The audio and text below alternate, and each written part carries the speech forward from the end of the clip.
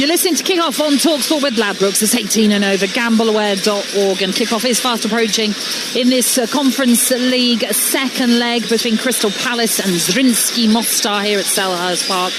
As a place for the last 16 awaits the winner. Don't forget the sports bar will take your calls following all of tonight's action. 03717 223344. While Talksport Breakfast is back for you from 6 o'clock tomorrow morning with Alan Brazil, Dean Saunders reacting to all of tonight's games. And of course looking ahead to a huge weekend of action, including Wolves against Aston Villa, which is a bonus Friday night commentary coming your way on Talksport. It's Alex Crook and Darren Brambrose who are alongside me at Selhurst Park as the substitutes begin to make their way out. But interestingly, Darren, how alarming is it to see large pockets of empty seats here? Yeah, it is alarming actually. I thought this place would be a sellout for sure. Look, the atmosphere is going to be great. Yeah. But I think you've just explained the pricing as well, and under 18s, £25, £40 a ticket. I think they've missed the trick to a certain degree. They need this place rocking tonight. They need it full. Maybe they should have thought about that. Especially when there feels as there is a bit of a disconnect between the fans, between the manager and players potentially. I think it's going to be really fascinating to see what kind of reaction Oliver Glasner gets from the home supporters. We know he got a lot of stick at the weekend. There was a banner in that Holmesdale road end basically calling for him to leave the football club. I have to say, he's been posing for photographs with some of the young fans. He's been waving at supporters, applauding supporters. It all seems very convivial at the moment. I do wonder if those Palace fans have decided, you know what, tonight is so important. Let's not lay into the manager this evening. Let's just get this job done. They definitely have to park that, the fans, tonight, because this is a huge, huge game. And Oliver Glasner himself in his programme notes has spoken about this and the fact that a draw from that first leg makes this a one-off cup tie, a do-or-die situation, he says. And as we've shown in the FA Cup last season, he says, we enjoy this scenario and I will think it will bring the best out of us. I mean, that's really important, Darren, that they know how to win cup ties. And they have to know. They didn't know last week, which was... They didn't know at Macclesfield either. Yeah, Okay. Two shock results, Forget by the what way. Oliver Glasner said then. Two shock results, Macclesfield and last week. Yeah. This game should be out of sight. Let's face it. But they're in the Premier League, Crystal Palace. They're the FA Cup winners last year. They're a fantastic team. They should be beating a team like Zrinjski from Bosnia, second in their domestic league. It was a poor result last week, although the performance suggested it should have been a Palace victory. It was a poor result. They need to rectify that tonight, and I'm hoping the first 10-15 minutes you'll see a real reaction this evening. But that's what the fans will also want, a fast start, a convincing start as well, because that's the only way, as Oliver Glasner now makes his way alongside the pitch, and he does seem to be getting a very warm reception. He, as I mentioned previously, looks very cool and calm. No, he doesn't care. That's how you put it. Yes, absolutely. He doesn't care what reaction he gets, because he wouldn't have said what he said. I don't know about that, because it's interesting. Yes, he is engaging with fans on this near side. Yeah. He didn't look at the Holmesdale road end, because that's where the bulk of the criticism came from at the weekend. Yeah, you're right. I didn't see that. I didn't see that bit, to be honest. But for a manager to say what he said, I think he's very strong-minded. I think he's got... he's mentally tough, because he has to be, because there is a little bit of... If Zrinjski go a goal up, by the way, it's going to turn very, very quickly. Make no mistake about that. And you just said it there, Nat.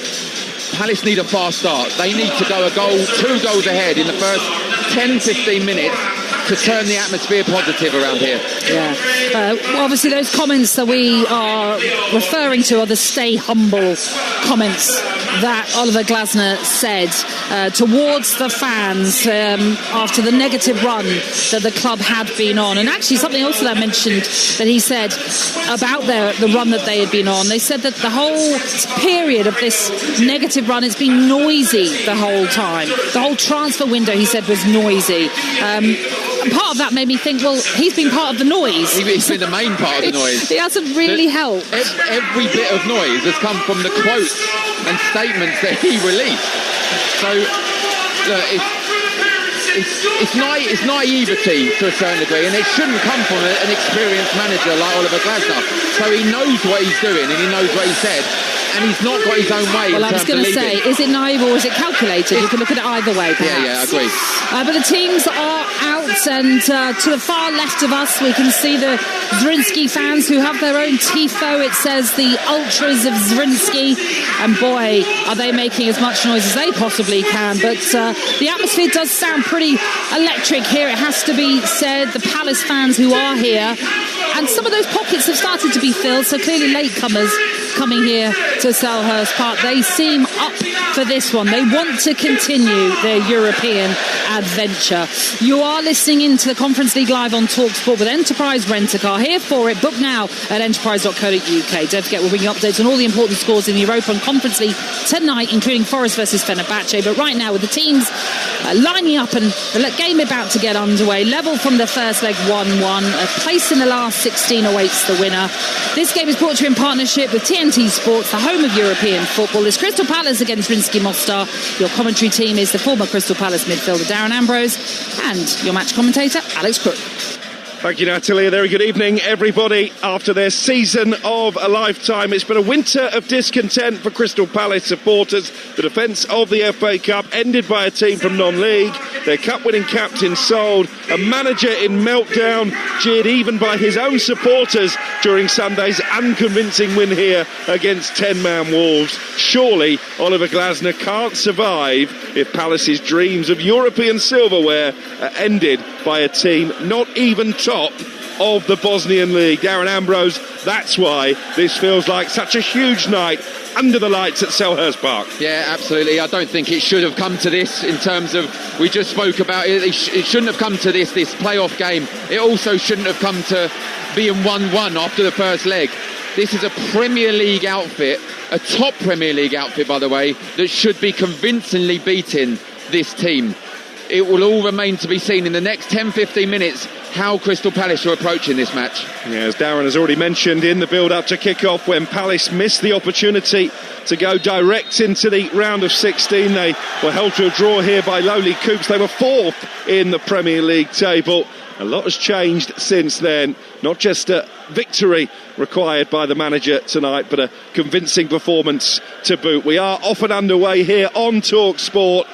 It is Zrinjski, all in white, shooting from left to right in the first half. Crystal Palace in their usual home colours, blue and red striped jerseys, blue shorts and blue socks, attacking the goal away to our left. They make three changes from the side that beat Wolves at the weekend. Maxence Lacroix returns from injury. Kamada and Guessond also come in. Out go Riyad, Hughes and Pino. And here come Palace straight away, attacking down their left-hand side. Across is blocked just on the corner of the penalty area, and it will be a throw in here for the home side. And you would expect, as Jürgen Strand-Larsen came out and started that attack, Darren Ambrose, your old club should dominate possession. Yeah, they certainly should, as they did in the first leg. They dominated 69% possession in the first leg, just didn't make that count in terms of goal mouth action and in terms of goals. I think Zrinjski will come here with a game plan to hit on the counter-attack, to frustrate Crystal Palace, and you can already see they're sitting really, really deep. Crystal Palace will dominate possession. They need to make it count, though. And it was interesting listening to Igor Stimac, the Zrinjski manager, in his press conference saying Palace don't like playing teams with a low block.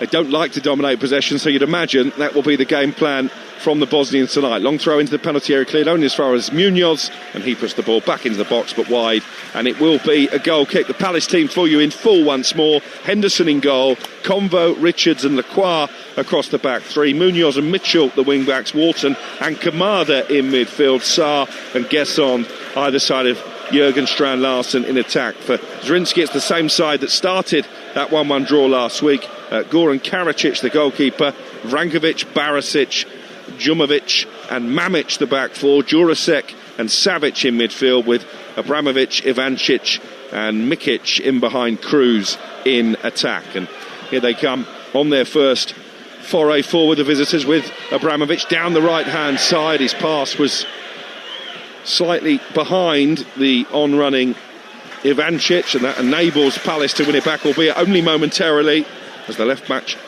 Mamic picks up possession, and then one high up the field by the afro-haired Richards. Wharton, decent looking pass to Kamada. He had Sarr ahead of him, goes out to his right-hand side and Strand Larsen instead. Now Munoz hugging that far touchline level with the penalty area, pulls it back into Wharton in midfield, ball back into the area, I think intended for Munoz, but Kamada stepped in and got there ahead of his teammate. And now it's with JD Convo midway inside the Zrinjski half. 4 minutes gone, 0-0 on the night, so still 1-1 on aggregate. If scores are level after 90 minutes, we will have extra time and potentially penalties, as Adam Wharton sprays the ball out to Richards. Everybody bar Dean Henderson deep inside Zrinjski territory. Henderson wearing the captain's armband tonight to mark him joining the 100 club here at Selhurst Park. He was presented with a special trinket pre-kick-off as Sarr comes forward down the right-hand side, can't keep the ball in play to goal kick, and it stays goalless. I mean, you mentioned if it stays level, it's going to go to extra time. That nobody wants that at Crystal Palace. Oliver Glasner doesn't need that. With some big games coming up, your lot, Manchester United on Sunday, Spurs after that, Leeds after that.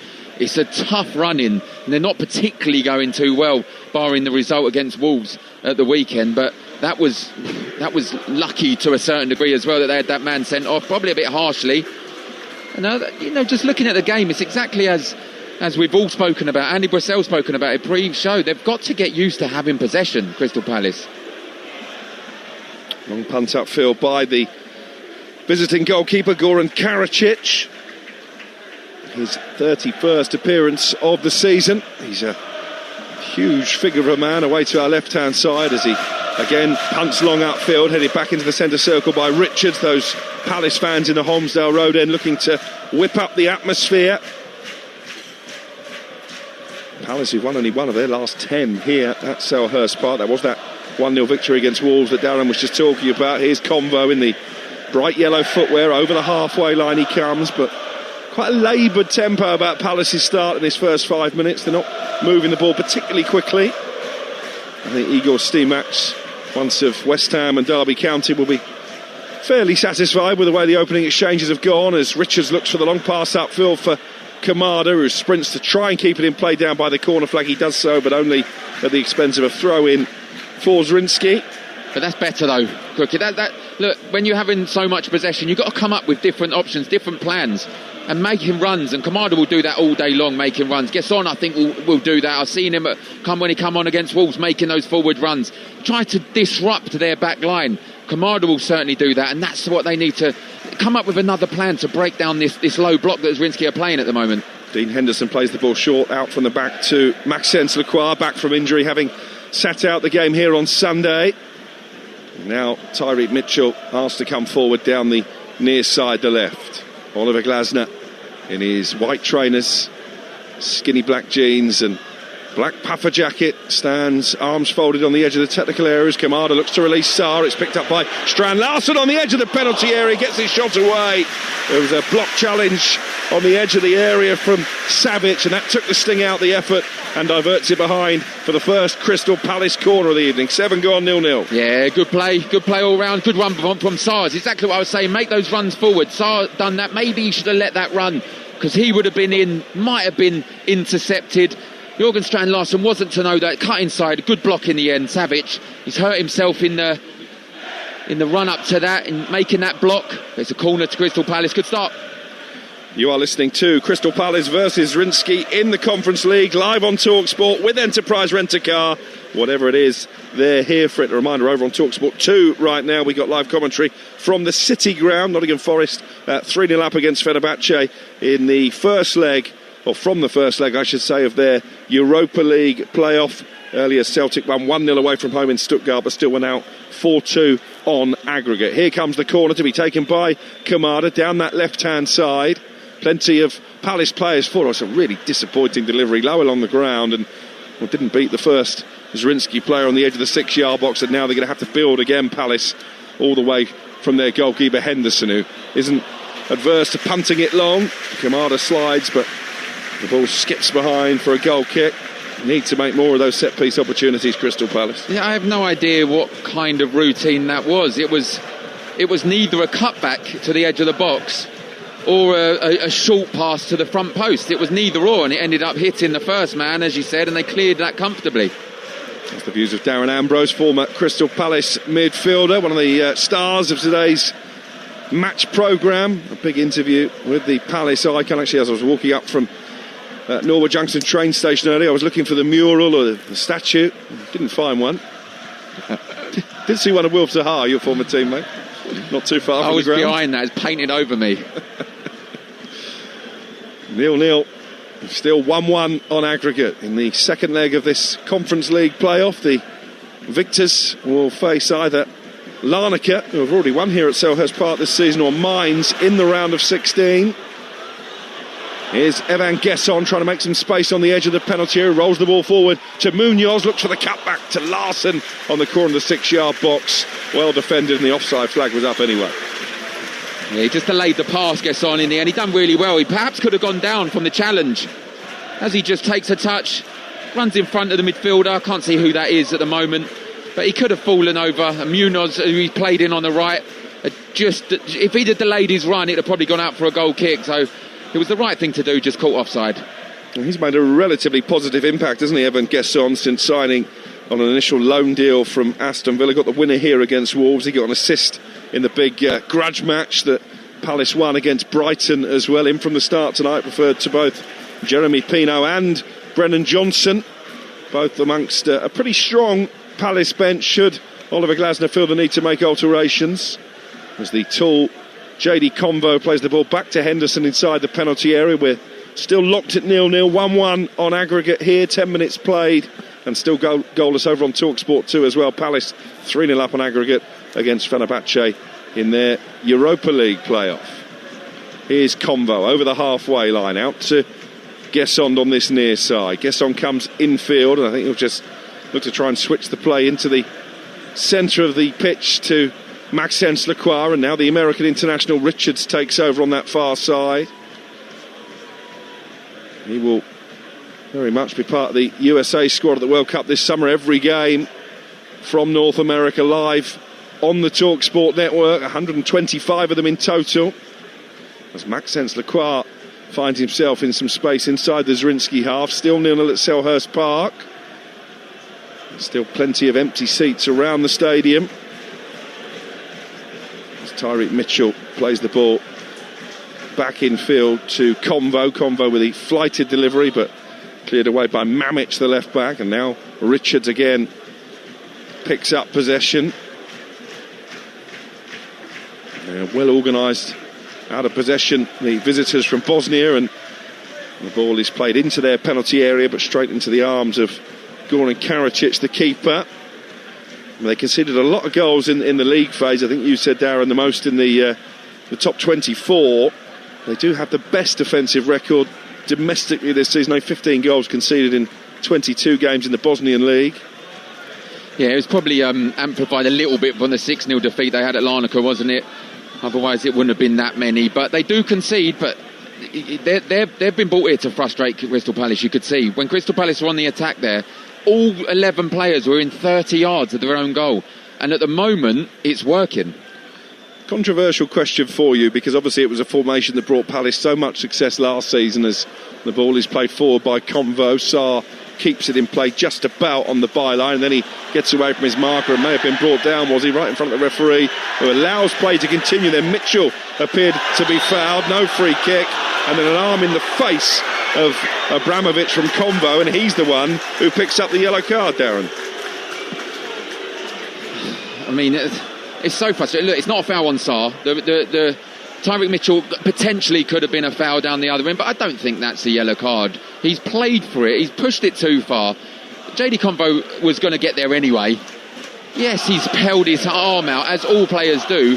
The official had his hand in his pocket before he'd even touched the player, to be honest. So, harsh one. I was just going to ask you, the wing-backs worked so well last season, the back three, winning that FA Cup final. Do they need to play a back three in this competition, bearing in mind that they're always going to come up against inferior opponents? Yeah, no, I agree. I think when you're... Does he need a plan B, Oliver Glasner? He needs a plan B, yes. And when you're playing against teams like this, teams like Coops, teams like Larnaca, you know you're going to dominate possession. Play a bit more attacking threat. You don't need three at the back. Or if you are going to play three at the back, push one of your centre-halves into midfield. Create a different option. At the moment, it's too static. It's too predictable at the moment, and whatever game plan Zrinjski have, he's working. And not only have they got a back three, they've got two fairly defence-minded midfielders in there as well, in Wharton and Kamada. It does seem a little bit too cautious, bearing in mind that they should be far superior, as the ball bounces off Abramovich and out for a Palace throw well inside their own half. They had 73% possession in the away leg. I'd imagine the numbers are fairly similar in the opening 14 minutes here, but still 0-0. They've not created a chance worthy of note yet, Crystal Palace. No, they haven't. They can't seem to break the line. They're really, really deep at the moment, Zrinjski. We can see again, as Maxence Lacroix gets on the ball at centre-half, all 11 players within, 35, 40 yards of the goal. It's such a difficult formation to break down. Crystal Palace need a goal. If they get a goal, Zrinjski have to change their game plan, and it opens the pitch up more so for them. Here's Kamada back into the centre circle, and Maxence Lacroix with plenty of time to look up and then scoop the ball forward into the penalty area, cleared only as far as Kamada, and he nods it back out to this left-hand side, and Tyreek Mitchell. Just had a note, by the way, just so the game at Forest over on Talksport 2 was halted for a few minutes due to flares being thrown onto the pitch from the Fenerbahce supporters. They're back underway now. 0-0 there as Strand Larsen lets fly from 20 yards out. Blocked by Savic once again, and then the ball spoons out of play on that far side for a Crystal Palace throw. 0-0. Yeah, wins it back really well. Strand Larsen hits the shot. He's not shy to have a shot from whatever distance, this time around 20 yards. Allows Chris Richards to come up and put one of his long throws into the box. You just get the sense that they can get an early goal tonight, Crystal Palace. It should be a relatively comfortable night. Richards hoists the ball forward, flicked up by Lacroix. The goalkeeper comes a long way and gets a decent punch on the ball as well. Maybe took out one of his own men in the process. Wharton puts it back in, and then Gesam with a header took a deflection, and that took the ball wide. It may well have been going in. I think it was going in. It's a long throw, it's created problems. It's a flick on, goalie comes out, does really well. Chris Richards finds Adam Wharton, a lovely reverse pass. And it's Gesam, and it's deflected by the captain, Barisic, over the top. It looks like it was going to settle into the bottom corner. And it's defended really well, actually. It's not a deflection, he's headed that wide of the goal. Second Palace corner, 16 minutes gone, 0-0. And it's going to be taken from this near side by Daichi Kamada. Hopefully from a Palace perspective it'll be a much better delivery than the first one. All of the centre-backs have come forward into the penalty area. It's towards Richards at the far post, but the referee had blown there for an infringement. Richards seemed to take his eye off the ball anyway, but it's going to be a free kick for Zrinjski Mostar inside their own penalty. I think it was a foul by Convo pushing over Karacic, the goalkeeper. I mean, you talked about the build of Karacic. He barely touched him, and he ended up nearly in his own net. But that's what happens with goalkeepers. Zrinjski come forward over the halfway line. Lacroix nods it down, picked up by Jurasek inside the centre circle. Cries of handball from the Palace faithful, but Zrinjski play on. They have it now over on their left-hand side, or it's given away. Pass straight to Ismail Assar into the penalty area. Not a great ball as he looked to pick out Gesam on the edge of the box. They've not got it away yet, Zrinjski Mostar. And here is Sarr down by the right corner flag. Pulls it back to Richards. Richards with a cross into the penalty area, looking for Strand Larsen, guided away at the near post by Barisic. And then Convo into Adam Wharton in the red boots. 0-0, 1-1 on aggregate. We've played 17 minutes here on Talksport. We're live at Selhurst Park in South London on, a pretty warm evening by recent standards. As Lacroix is urged to shoot from 25 yards out. Instead, plays it back to Richards, the USA international. Here's Lacroix once more.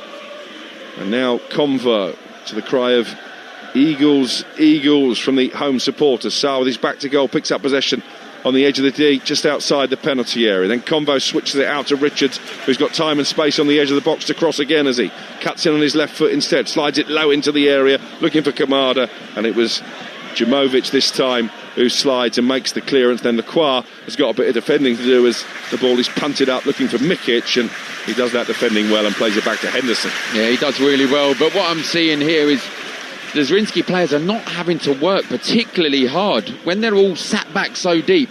It's going from Convo to Lacroix to Richards and back again, and all they're doing is shuffling, because there's a feeling that can they keep this up all game?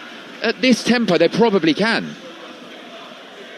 Yeah, I think certainly you would expect a Premier League side to be able to inject a lot more urgency into the game as Abramovich runs the ball out of play on this near touchline, the right for a Crystal Palace throw. And this is another complaint from the Palace fans, not just that results have gone awry since the turn of the year, but the performances have been pretty uninspiring as well.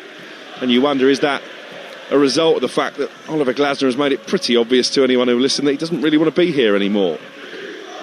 The man who won the FA Cup and gave Palace fans their greatest ever day back in May. Here is Tyreek Mitchell, chance to cross into the penalty area. Really good piece of defending by Rankovic, not just to make the tackle, but he plays the ball back against Mitchell and it goes behind for a goal kick at 0-0. I mean, even there, Rankovic with a brilliant bit of defending, he would have known that's rebounded off him, hit Mitchell and gone off. He was running into to get ready for the corner. That's how defensive minded they are at the moment. They just don't want to concede. And like I said, this is looking really difficult at the moment to break down. Goal kick to be taken by Karacic. Those travelling fans from Bosnia making plenty of noise over on the far side. I was on the train actually from central London to South London earlier with a lot of those supporters, including the guy with the drums. Came off that train carriage with a little bit of a headache, it's fair to say, but no, they were all in good spirits. And well, as big a game as this is for Crystal Palace, their first ever knockout European tie, is exactly the same for Zrinjski Mostar, arguably bigger, bearing in mind the calibre of opponent they're trying to go toe-to-toe with, and done that successfully in the 1-1 draw last week and in the first 20 minutes here, as it's still goalless on Talksport. Here is Tyreek Mitchell, hugging this near touchline, plays it back to Convo. Strand Larsen's made a dart into the area, so is Ismail Assari, tried to lift it over the goalkeeper, didn't really make proper contact with it, and it'll be cleared upfield. But that's what they can do, Palace, when they move the ball forward quickly. Yeah, and it's those runs forward, disrupting the defence. It was great defending then. It was Savic in the end, I think, that got there in front of Ismail Assar, who tried to bring it out the air. There he was, covering his defenders. But that's better from them. Make those forward runs. Kamada into Gesson. Gesson rolls the ball across the penalty area to Lacroix. Kamada nods it down inside the box, but again, well defended. I have to say they certainly know where they should be. Zrinjski out of possession, making it really difficult for Palace to carve out too many clear-cut opportunities in the first quarter of this second leg. Ball is back with Maxence Lacroix, and again, I've not got the facts in front of me, but I imagine Maxence Lacroix at the heart of the Palace defence has had as many touches as anybody, Darren Ambrose. Yeah, he certainly has. All three defenders, I think, Richards, Lacroix and Convo, has probably had the majority of possession, because what they're doing, as I said, they're just shuffling from side to side, Zrinjski, and that trying to not allow them to play any pass forward. And it's working at the moment. Here is Lacroix, out to Richards again, who's able to come swarming forward on that right-hand side. They're not having to worry too much, Crystal Palace, about their defensive duties. I think if you offered Igor Stimac and Zrinjski Mostar a 0-0 draw now and penalties and extra time, they would take it. Here's Gessan trying to play it forward to Kamada, not quite on the same wavelength, and it goes behind for another goal kick for the visitors, 0-0. Yeah, to be honest, it was a good run forward from Kamada. It was a lovely touch inside from Gesson. The best option was probably get it on his foot and hit the shot. It was only, 19 yards out, just outside at an angle, on his favoured foot. He just hit the shot. Kamada would be there for the rebound if he got one. He tried to reverse it to him, and I don't think Kamada was ready for the pass. Well, I think it's fair to say not many of us knew too much about Zrinjski Mostar when this tie was pulled out, but it was the club where Luka Modric began his career as a loanee. Did you know that? I did not know that. I should have done more research.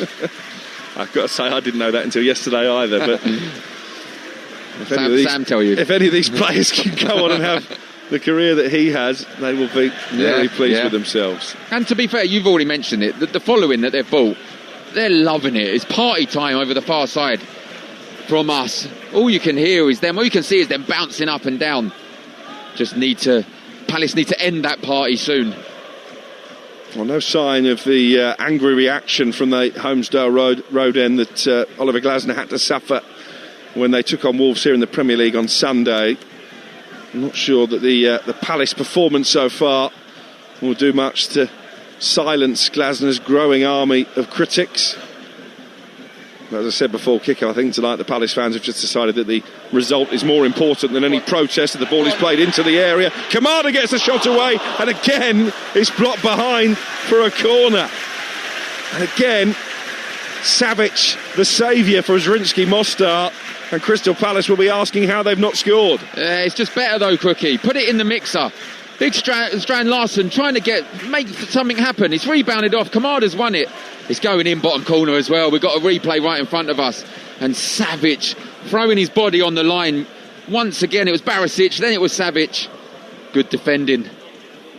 Crystal Palace nil, Zrinjski nil. 1-1 on aggregate. Corner whipped in by Kamada. And over the head of everybody, including the goalkeeper. And onto the roof of the net. It stays goalless. That's 3 poor deliveries from Kamada. First one, hit it too short. Second one, he hit it too long over Richard's head, albeit it was a foul in the box. And that one, he's hit it over the top of the crossbar. Need to do better on those set plays. Maybe they need a bit of coaching from one Darren Ambrose in the build-up to their next game at the weekend. Hey, my delivery was probably worse than those. Fenerbahce have taken the lead at the City Ground over on Talksport 2. 3-0 down from the first leg, but it's Forest 0, Fenerbahce 1. And here is Abramovich with a chance to come forward for Zrinjski Mostar here at Selhurst Park. Ball played into the penalty area. For the first time this evening, they did commit bodies forward there, and they've won a throw-in down by the right corner flag. The team from Bosnia. It will just be a lack of concentration from the Crystal Palace defence that could cause them problems. It nearly did just then. A chance maybe to get across into the area over the head of Mikic at the far post, and ultimately out of play for a throw-in. Wasn't the best cross in the world from Jurasak, but at least some sign of attacking intent. I mean, they can't just sit back for the whole 90 minutes, can they? Well, they can. They can, and I think that's what they want to do. Maybe try and hit on the counter through a mistake from the Crystal Palace players. We did see a little bit there, Jurasek just way over hit his cross, and even if he didn't, there was no one in the box. Anyway, they were too busy looking to defend. More live commentary coming your way tomorrow night from the Premier League here on Talksport. Wolves against Aston Villa in a big Midlands derby. That's followed at 12:30 on Saturday by Bournemouth against Sunderland, two of the European contenders going head-to-head. That game also live and exclusive here on Talksport as Zrinjski again come over the halfway line, and it was a good run by Abramovich, who has looked the most lively. The goal scorer a week ago, in fact he scored in each of his last 2 appearances. Carlo Abramovich asking questions of Tyreek Mitchell down the Palace left, but still 0-0. We've played 26 minutes here at Selhurst Park. Adam Wharton is adjudged to have fouled Ivancic midway inside Palace territory, so a free kick for the visitors. And he's played it early. The perfect opportunity to bring the big players up, put it in the box, try and create a chance, and he played it short to his left back, and now it's back at the goalkeeper. Yeah, and again, I think that tells you exactly what the game plan is tonight from the team all in white. There's a ball forward from Karacic, the keeper, sails over the head of Tyreek Mitchell and out for a Palace throw. Palace, who have scored in each of their last 8 games in all competitions, but unable to find the breakthrough goal so far tonight. And a reminder, if we are all level at the end of 90 minutes, we will go into a period of extra time and potentially a penalty shootout. Dean Henderson saving from the spot here against Wolves in the Premier League on Sunday. He has a really good record actually at saving penalties. As Convo plays the ball out to his left and Kamada. Mitchell's got some space level with the 18-yard line. Goes back infield instead for JD Convo, the young Frenchman. And Mitchell again back to Convo. And Convo's going to let fly from a long way out. Hit his own man Strand Larsen. That took the sting out of the shot. It was ambitious anyway, and now Zrinjski able to clear upfield, but that was a good header initially by Richards and then one back by Maxence Lacroix. Richards coming forward down the right. Sarr able to turn, but showed a little bit too much of it to Savic, who just boots the ball unceremoniously out of play on that far side in front of the travelling Zrinjski supporters, who are clapping in unison above their heads as Richards plays the ball forward to the Colombian Daniel Munoz. Still, Crystal Palace 0, Zrinjski 0. We've played almost half an hour here on Talksport. Mitchell's given the ball away to Abramovich, and Combo had to time that challenge perfectly, having already been shown a yellow card. He did so and won the ball back cleanly for Crystal Palace, and then plays it into the centre circle, and Lacroix, the Palace subs, warming up down in front of us. The distinctive figure of Will Hughes amongst them, one of those left out tonight, having started at the weekend. Lacroix into Guessond. Guessond on the edge of the penalty area has played the ball out to Mitchell. He does well to keep it in play because it was a little bit overhit from Guessond. And now Convo 10 yards outside the penalty area. Guessond into Kamada. He's got three players from Zrinjski around him straight away, but Mitchell able to get the cross in towards the near post, and Sarr met it, but could only divert it behind for a goal kick. He claims the goalkeeper got the faintest of touches, but that was a better delivery from Mitchell over on that left-hand side. Yeah, it was a great delivery, and I tend to agree with Sarr. So we've got a replay. We're lucky to have a replay. Yeah, come off the goalkeeper last. But from what you were saying earlier, I've got the individual stats at the moment. What are we, 29 minutes in the game? Jaded Convo, in terms of touches, 50 touches. Maxence Lacroix, 49. Chris Richards, 47. Tyrick Mitchell, 27. Daniel Munoz, 19. That's all five of the Crystal Palace defenders have had more touches than anyone else. The top player for them, 17 touches. Another yellow card has been shown here. It's another Crystal Palace booking as well, as one of the Zrinjski players goes down holding his face. It was a high foot from Jürgen Strand-Larsen, the club record signing. I think in fairness he had eyes on the ball, Darren. Yeah, he had eyes on the ball. He was kind of facing away from the defender. He lifted his leg out. He did catch him in the face, and the official has deemed that dangerous and brandished a yellow card. But yeah, going back to what we was just saying, Cookie, it's incredible really when you think of all the Crystal Palace defenders at the top 5 touches. The top player for Crystal Palace in terms of attacking threat is Kamada. He's had 19 touches. JD Convo 51. It's difficult. You're listening to Crystal Palace versus Zrinjski in the Conference League, live on Talksport with Enterprise Rent-A-Car. Here for it. Book now at enterprise.co.uk. Oliver Glasner is just taking the opportunity, as there's a stoppage in play here, to have a little exchange with Evan Guessond. Quite demonstrative, Glasner relaying those instructions. What will he be saying, Darren? Probably just... he'll say stay patient. The supporters are not going to stay patient. Us up here are not really staying patient in terms of we want to see goal-mouth action and goals. But I think they'll be saying stay patient. Opportunities will arise, but when they do arise, Palace need to be clinical. So as it stands, despite the fact they trail by a goal to nil over on Talksport 2, Nottingham Forest will be going in the hat for the round of 16 in the Europa League. Celtic are out. They won 1-0 in Stuttgart but lost 4-2 on aggregate. We're still no nearer to knowing if it will be Crystal Palace or Zrinjski. Mostar facing Larnaca or Mainz in the last 16. Whatever the outcome, you'll be able to keep across it on the 10 till 1 show with myself, Gabby Agbonahor and Sam Matterface tomorrow morning. We've got details of the Champions League draw as well.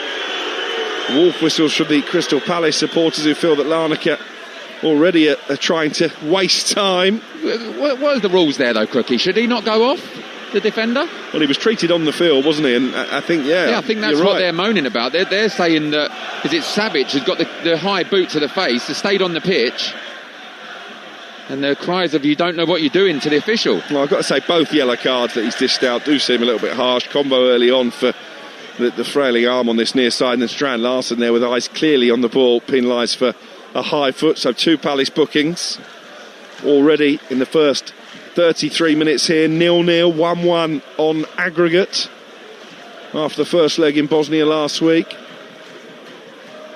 And that strong defensive play from Lacroix again. The Zrinjski player Ivancic this time goes down theatrically, and again the ball is going to be played out so that he can be treated. In fact, it's Savic who's been quite heavily involved early on.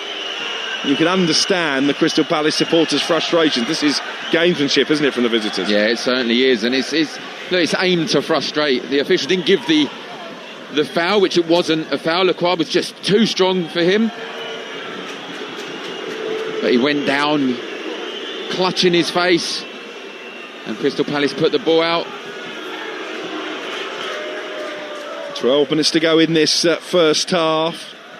The longer the game goes on, the more frustrated the Palace supporters will become, and maybe the players themselves as well. As Kamada nods the ball forward, he's got it back from Strand Larsen, I should say, and now Richards just inside the Zrinjski half of the field, away to our left. And he plays switch to Mitchell on this near touchline. And then floated forward in the direction of Kamada, brought down by Guesson, left corner of the penalty area. Everybody in white back behind the ball once more as Maxence Lacroix just plays it a few yards to his right, and Chris Richards. Palace have still got it deep inside Zrinjski territory, and then another free kick after a challenge from Adam Wharton. And as Zrinjski looked to take the free kick quickly, the player's been halted because Cruz, the striker up from the back, was down injured. I mean, look, it was a foul, it was a free kick. Adam Wharton just tried to nip in there, didn't get it. There's no need to go down, but look, this is European football, this is what they do. They're aiming to frustrate, and they certainly are frustrating the locals. And this is what Andy Brasser was talking about with you and Natalie before the game, that Palace maybe not quite streetwise yet, not quite European savvy. That's why they've had so many issues already. In a competition they were bookmakers' favourites to win before a ball was kicked. That's going to be a foul on Guesson, and the first Zrinjski booking of the night for Jurasek. I'm not sure he needs to be brandishing yellow cards with quite such regularity, the referee. He's so vicious when he's branding them as well. Sprinting over he was. But look, he's halted the counter-attack, so maybe that one he got right. Here's Guesson for Crystal Palace. That'll make it a more difficult night for Jurasek in midfield now, and then Guesson is tripped by Abramovich. You can hear the ironic cheers from the Palace supporters as a free kick is given just to the left of the penalty area. It's better though from Guesson. He's doing exactly what you said a minute ago, being a little bit, a bit more clever. Like they are, frustrate, win free kicks, win fouls. Because this is where a goal could come from, and if a goal comes from this, it changes the whole outlook of the match. Adam Wharton to take the free kick. Igor Stimac is out organising the Zrinjski defence.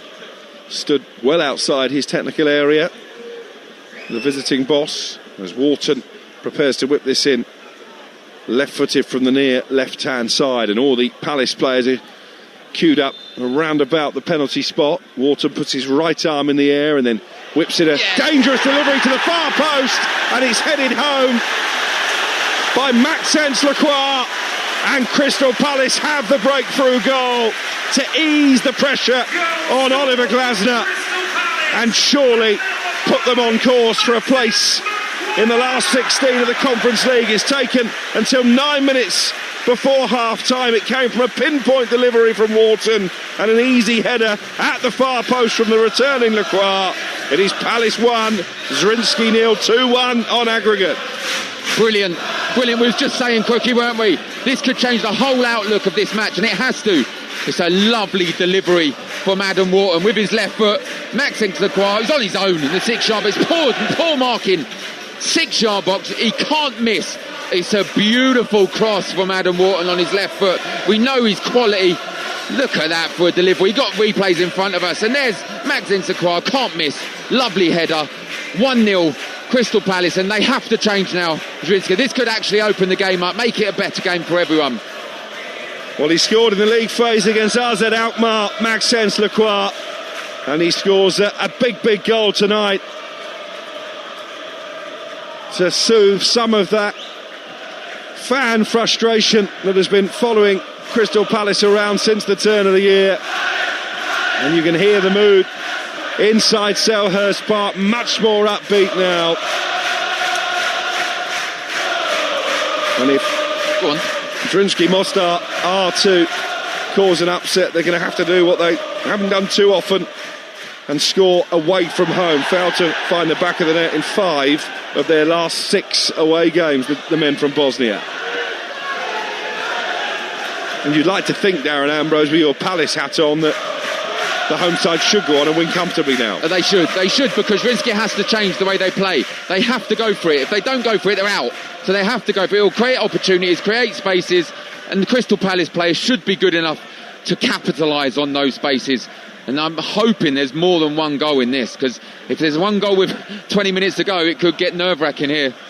A reminder, this game brought to you in association with TNT Sports, your home of European football. Palace leading Zrinjski by a goal to 0, 2-1 up now on aggregate, taking the lead as they did in the first leg.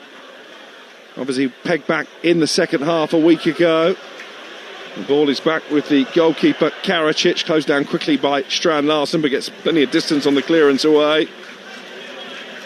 And they've offered nothing, have they, going forward, Zrinjski? They look what they are, a far inferior side to Crystal Palace. You do wonder how Palace didn't win that first leg and win it comfortably. Yeah, well, I mean, there was a moment Abramovich, who'd arguably been their best most attacking threat, Zrinjski, running forward down the right-hand side, had no one ahead of him, had to turn back and play it back to his defenders. Like I said, they have to change their game plan, and pretty sharpish, otherwise they're out. With Ismail Assar, who's scored some big goals for Palace over the course of the season, put them ahead in Bosnia a week ago. The ball switched to Mitchell on this near side. Now Guessond, who's starting to dictate the tempo of proceedings a bit more. Plays it forward to Kamada. Not the best pass from Guessond, but he's won it back on the edge of the penalty area, and he tries to make his way into that 18-yard box, but Zrinjski clear and poke the ball over the halfway line, but there's nobody within 20 yards of the Crystal Palace half. And Lacroix, the goal scorer, knocks it back out to Mitchell on this near side. Palace 1 up on the night, 2-1 they lead on aggregate, and that's ball from Kamada. Miscued the ball on the edge of the penalty area. It's behind for a goal kick for Zrinjski. Maybe this is a game plan as well, Igor Stimac. Maybe he has said to his players, look, stay in the game with till half time, till half an hour to go, and then we'll put everything into the game, into the attacking. Because at the moment, as you said, Crookie, they're offering absolutely nothing going forward. They've had one delivery into the box that went over everyone else, and there was no one in the box at the time anyway. Wharton forward to Strand Larsen, midway inside the Zrinjski half, just got the ball stuck under his feet for a moment, and Wharton has to slide in to win it back, but doesn't keep it for long. And well, they've committed 4 bodies forward here, Zrinjski. Can they get a shot away? Abramovich is in acres of space, and well, the ball never found him. Well, that was a real opening for Zrinjski, their first really of these first 41 minutes, and it was Mikic from the left-hand side who should have played in Abramovich, but he went for glory himself, and he blazes the shot high over the crossbar into the Holmesdale Road end. Yeah, he got excited, didn't he? You know what, I think it was Adam Wharton who just got back and did enough just behind him to put him off. Didn't allow him to get as big a backswing as he wanted, otherwise he'd have just towed it away. But yeah, it was a poor finish in the end. And what's that? Is that their first shot at goal? Well, at the stand? Yeah, and yet to have a shot on target. Mikic there has scored 3 goals this season. That was never looking like being a 4th, and you could see from our vantage point the obvious frustration of Abramovich, who was crying out for the ball to be played into him down the right. Nonetheless, it will just keep Palace honest. Just a warning sign there that a 1-0 lead is still a slender one. As Abramovich is dispossessed by Combo, and the ball is back now with Maxence Lacroix, the man who's bullet header from Adam Wharton's free kick has broken the deadlock on the night. Palace 2-1 up now on aggregate, looking to move a step closer to the final of this competition in Leipzig in May. Mitchell with the ball forward to Sarr, who's made a good run on this near side. Sarr trying to toy with his defender, just slows the game down, plays it to Kamada, left corner of the penalty area, sweeping delivery towards Strand Larsen. It's going to go behind the Palace's 4th corner of the first half. They lead 1-0 and 2-1 over the 2 legs. You know what I like about Strand Larsen? It's frustrating at the moment for him up there, a bit isolated. Kamada trying to get close, as is Sarr, but he's making all the right movements. He's working hard for his team up there, defensively and attacking. The movement in the box is allowing the crosses to come in, and he's won his team a few corners. Kamada to take again on this near side. We've seen one Palace defender find the net already in Lacroix. He's come forward again. And that ball is too close to the goalkeeper, Karacic, who's able to punch it two-handed away. And now it's picked up by his opposite number, Dean Henderson, just on the edge of the centre circle, inside the Palace half, right in front of us in the press area, in the main stand at Selhurst Park. There's such a difference of atmosphere when you go a goal up, and there, when that corner came in, it was punch clear. There was Daniel Munoz, volleyed it all the way back to Dean Henderson. If that's still 0-0, there's groans from the crowd. But there was a big cheer that he kept possession and a lovely volley back to Dean Henderson. Such a different atmosphere. Mitchell playing in Guessond on this left-hand side. Palace tiptoeing towards half-time with a 1-0 lead. Convo into Lacroix inside the centre circle. Looks for the ball forward for Guessond, but it's cleared by the right-back Vranjkovic. And then Lacroix with a header towards Wharton. Wharton able just to siphon the pass to Kamada. Try to thread that for the eye of a needle for Sarr ahead of him, but too many white shirts blocking the route to the penalty area. And this is an opportunity for Zrinjski just to get a feel of the ball inside their own half with Jurasek. Jurasek to the left-back Mamic, who's got some green grass to run into. Comes over halfway. Zrinjski goal in the final minute plus stoppage time at the end of the first half would just change the atmosphere again. Crystal Palace content to let the Bosnians have the ball, not really in an area where they can hurt them, and then it's charged down by Guessond, but given away cheaply by Jürgen Strand-Larsen, who's not been able to impose himself on the game to this point. The £48 million buy from Wolves in the winter transfer window. Richards back to his goalkeeper Henderson, who clears away left-footed. Didn't get much distance on it though. And it's nodded back towards the penalty area. And then Tyreek Mitchell, under pressure from Mikic, just watches it out of play for a throw. It's a poor touch up the upper end. Jürgen Strand-Larsen, if he got his touch right as it intercepted from Guessond, Ismaila Sarr was on his own and he would have just rolled him in for a one-on-one. He just had a bad touch and allowed the defender to defend it. Here's Mitchell. He's got Strand-Larsen making a run ahead of him. 2 added minutes indicated by the fourth official. Palace leading by a goal to nil and 2-1 on aggregate. This is Richards. Plays the ball out to his right. And Daniel Munoz. Munoz into the goal scorer Lacroix. And Convo to his left. Just puts his boot over the top of the ball, slows it down, and at the moment the Palace defenders are just passing it around amongst themselves. It's still not been a breathtaking performance, is it, from Crystal Palace? No, it's been a frustrating performance, actually, in terms of they're finding it frustrating to break down this Zrinjski side. Yes, they've got the goal through the set play, and maybe that's the best route to another goal, as we see Guessond dribble through and win a free kick in almost identical position that they got the goal from. Yeah, he just had his arm tugged there by Abramovich as he looked to accelerate away, and obviously it's a foul, so it's going to be a yellow card. 2 apiece now on that count, but Palace leading 1-0 into the final of the 2 added minutes. And Adam Wharton has put the ball down, as Darren has articulated, in a very similar position to where he created the only goal of the evening so far. Lacroix has picked up a position at the far post, just on the edge of the 6-yard box once again. Richards loitering around the penalty spot. Strand-Larsen up there as well.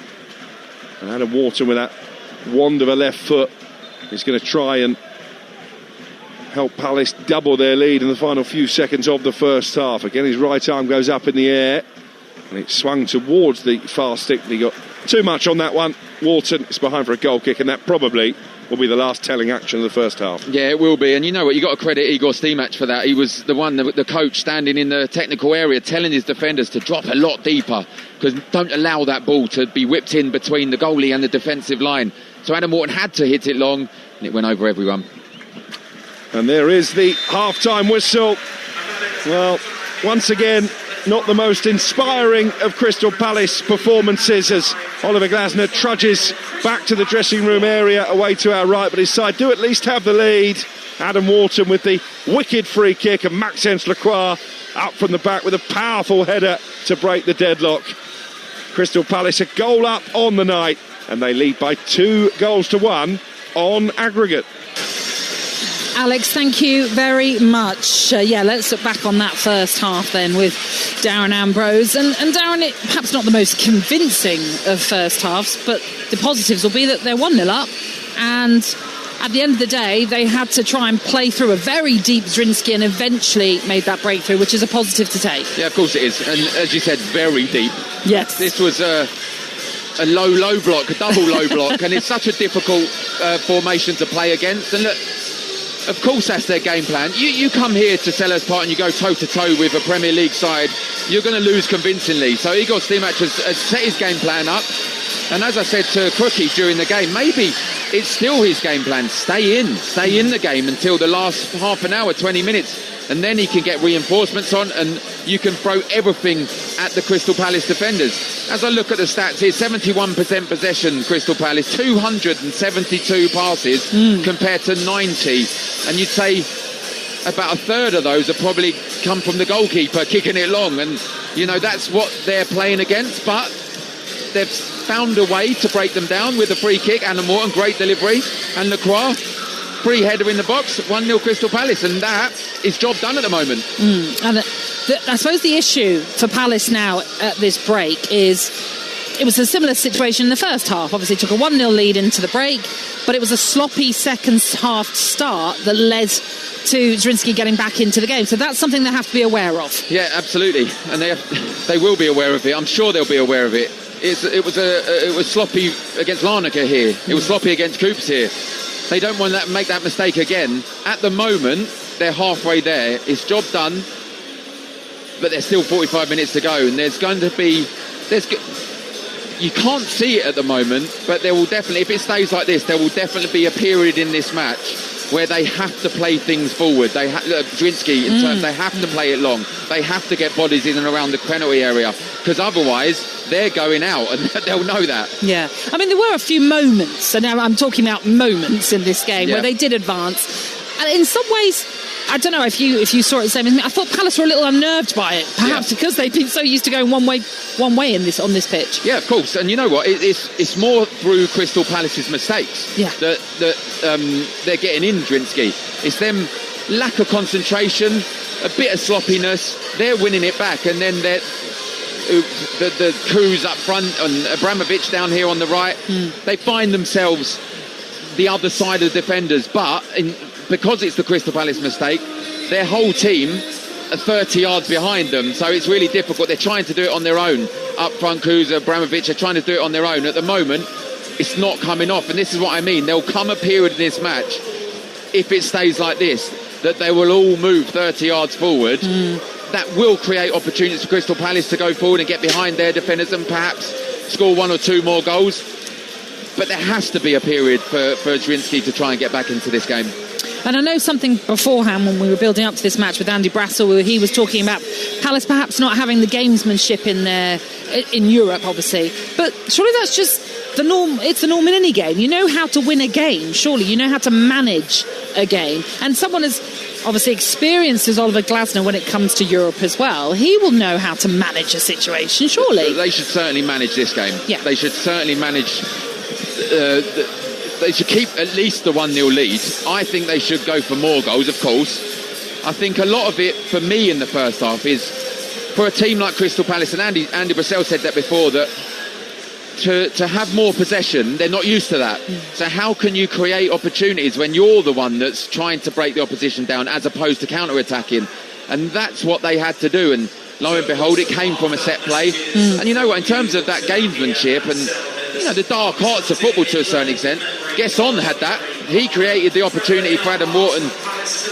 Well, he felt a soft touch and he went down. They got a free kick, and then just before half time he done exactly the same thing. I think that's the best route. Kamada's had a couple of corners, poor delivery. I think he needs to improve on them. But maybe the second goal might come from a set play as well. Just in terms, I don't want to put any negative slant really on Crystal Palace, because they are, as things stand, going through to the last 16, and this would be their first ever proper knockout tie win in Europe as well, which would be incredible for them. But I wanted to get your take on Strand Larsen and on Gesson as well, who perhaps haven't really lit things up since coming to Palace as of yet. No, I guess Saunders obviously done okay, as Cookie said in commentary. He got the assist against Brighton, scored a goal on the weekend, come on and scored the goal against Wolves.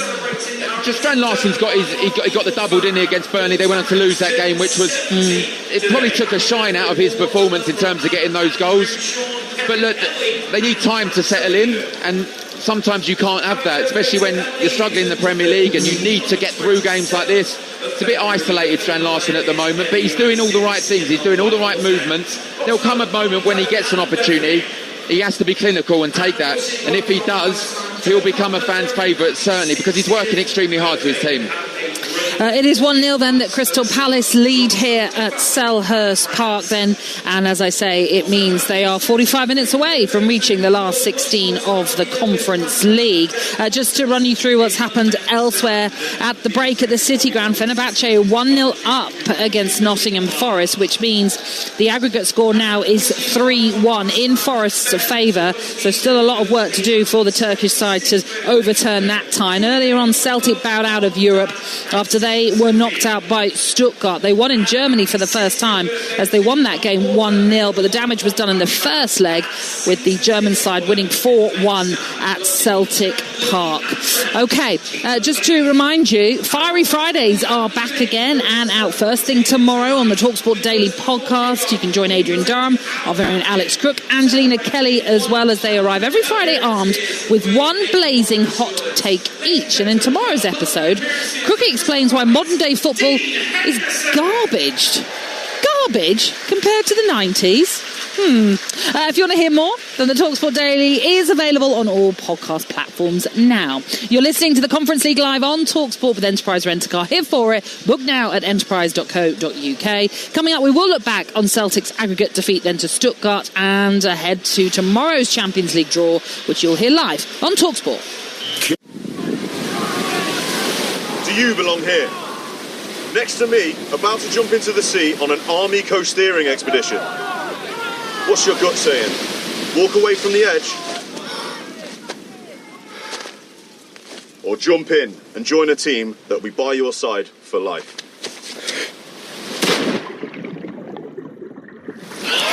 Still listening? You belong here. Army, recruiting now. Search Army jobs. By Mazda Financial Services by the 30th of June 26. Indemnities may be required. Terms apply. See website. Sport.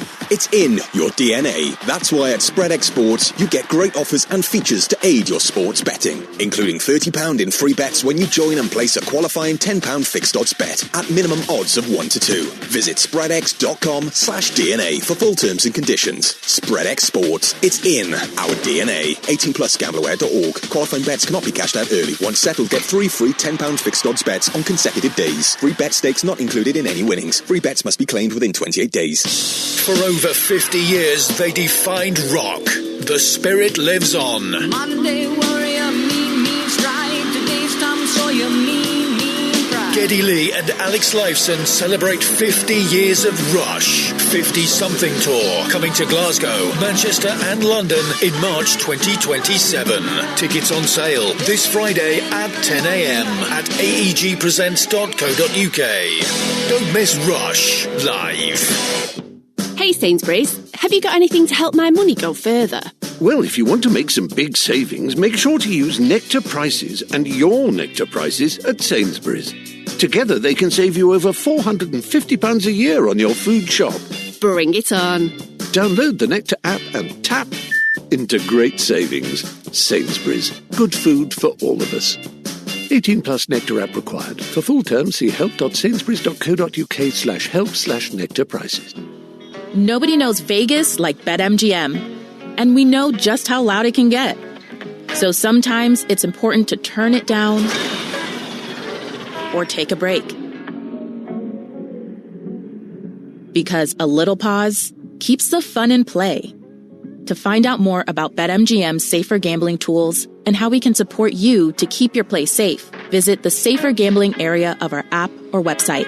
BetMGM. 18 plus, please gamble responsibly. Hawksby and Jacobs on your side every weekday afternoon from 1 on Talksport with Toolstation, delivering cutting-edge comment, a catalogue of riveting guests, and drilled-down dialogue to power up your lunchtime. Plus, breaking news, views and loads of laughs. Don't miss the nation's favourite sporting lunch with the legendary Hawksby and Jacobs every weekday afternoon from 1 on Talksport with Toolstation. Next stop, Toolstation. Conference League live on Talksport with Enterprise Rent-A-Car. Whatever it is, we're here for it. More fun than paying your gas bill. Kick-off live on Talksport. After their season of a lifetime, it's been a winter of discontent for Crystal Palace supporters. Kamada looks to release Sarr. It's picked up by Strand Larsen on the edge of the penalty area, gets his shot away. There was a block challenge on the edge of the area from Savic. Wharton puts it back in, and then Gesam with a header took a deflection, and that took the ball wide. It may well have been going in. If a goal comes from this, it changes the whole outlook of the match. Wharton puts his right arm in the air and then whips it a dangerous delivery to the far post, and it's headed home by Maxence Lacroix, and Crystal Palace have the breakthrough goal. Yeah, this could actually open the game up, make it a better game for everyone. You're tuning in to Kick-Off on Talksport, where Crystal Palace are 1-0 up against the Bosnia-Herzegovina side Zrinjski Mostar, and that is how it sounded so far, with second half commentary to come as Dean Henderson already makes his way out onto the pitch.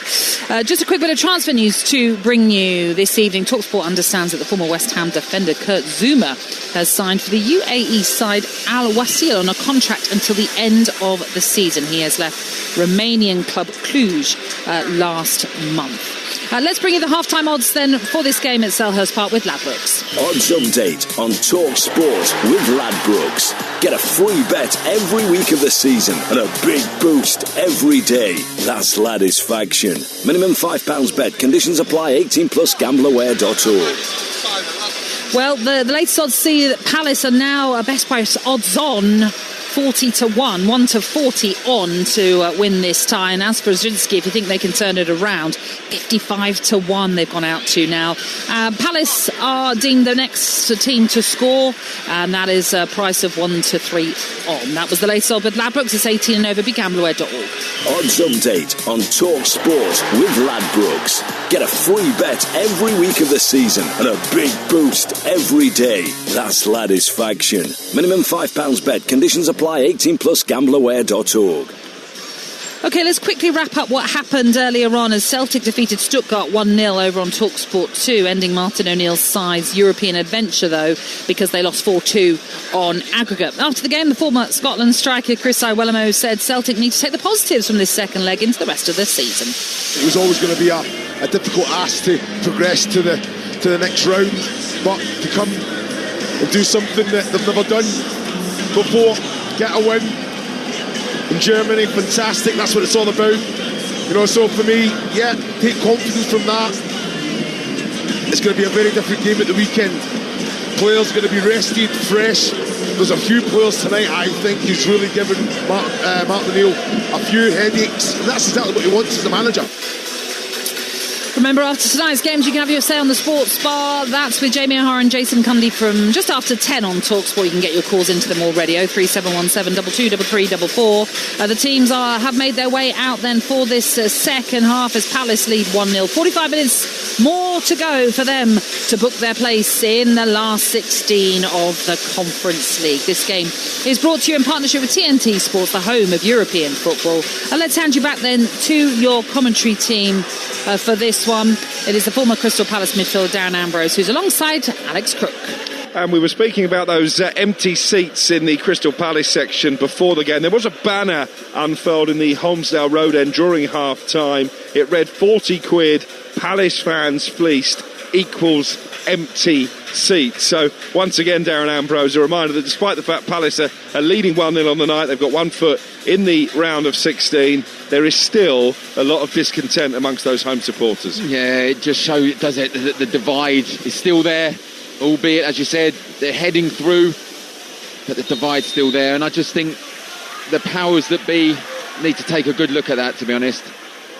Well, we are back underway in the second half. Palace leading courtesy of Maxence Lacroix's header in the 37th minute. No change in personnel. Palace in their red and blue striped jerseys, blue shorts and blue socks, attacking that Holmesdale Road end away to our right. They've got Dean Henderson as their goalkeeper, Combo, Richards, the scorer Lacroix in the back three, Munoz and Mitchell, the two wing backs, Wharton and Kamada in midfield, and then Sarr and Gesond in behind, Strand Larsen up front. The visitors from Bosnia unchanged as well for this second half, so it's Karacic in goal, Vrankovic, Barisic, Jimovic and Mamic the back four, Jurasek and Savic in midfield, Abramovic, Ivancic and Mikic in behind, Kuz in attack. Palace a goal to the good and dominating possession at the start of this second half, as they did for much of the first, but Oliver Glasner will be aware that all 7 goals they've conceded in the Conference League this season have come after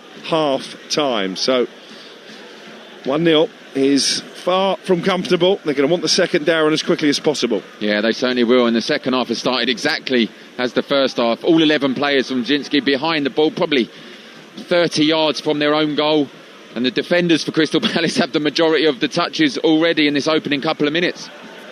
Yeah, here's Gesson back to Lacroix, just on the edge of the centre circle, but everybody bar Dean Henderson is inside the Zrinjski half. Right in front of us, we're sort of level with the midway point of the Zrinjski half of the field.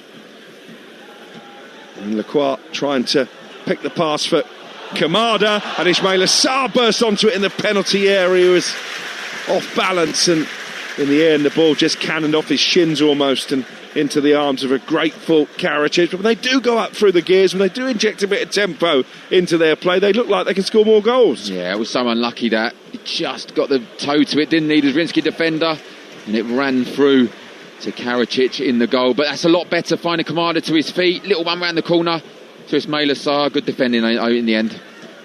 I think both teams were keen to get on with the game. By the way, they probably both out within 13 minutes, the half-time whistle being blown. I think the ref come out after 10 minutes, just booking people in the crowd.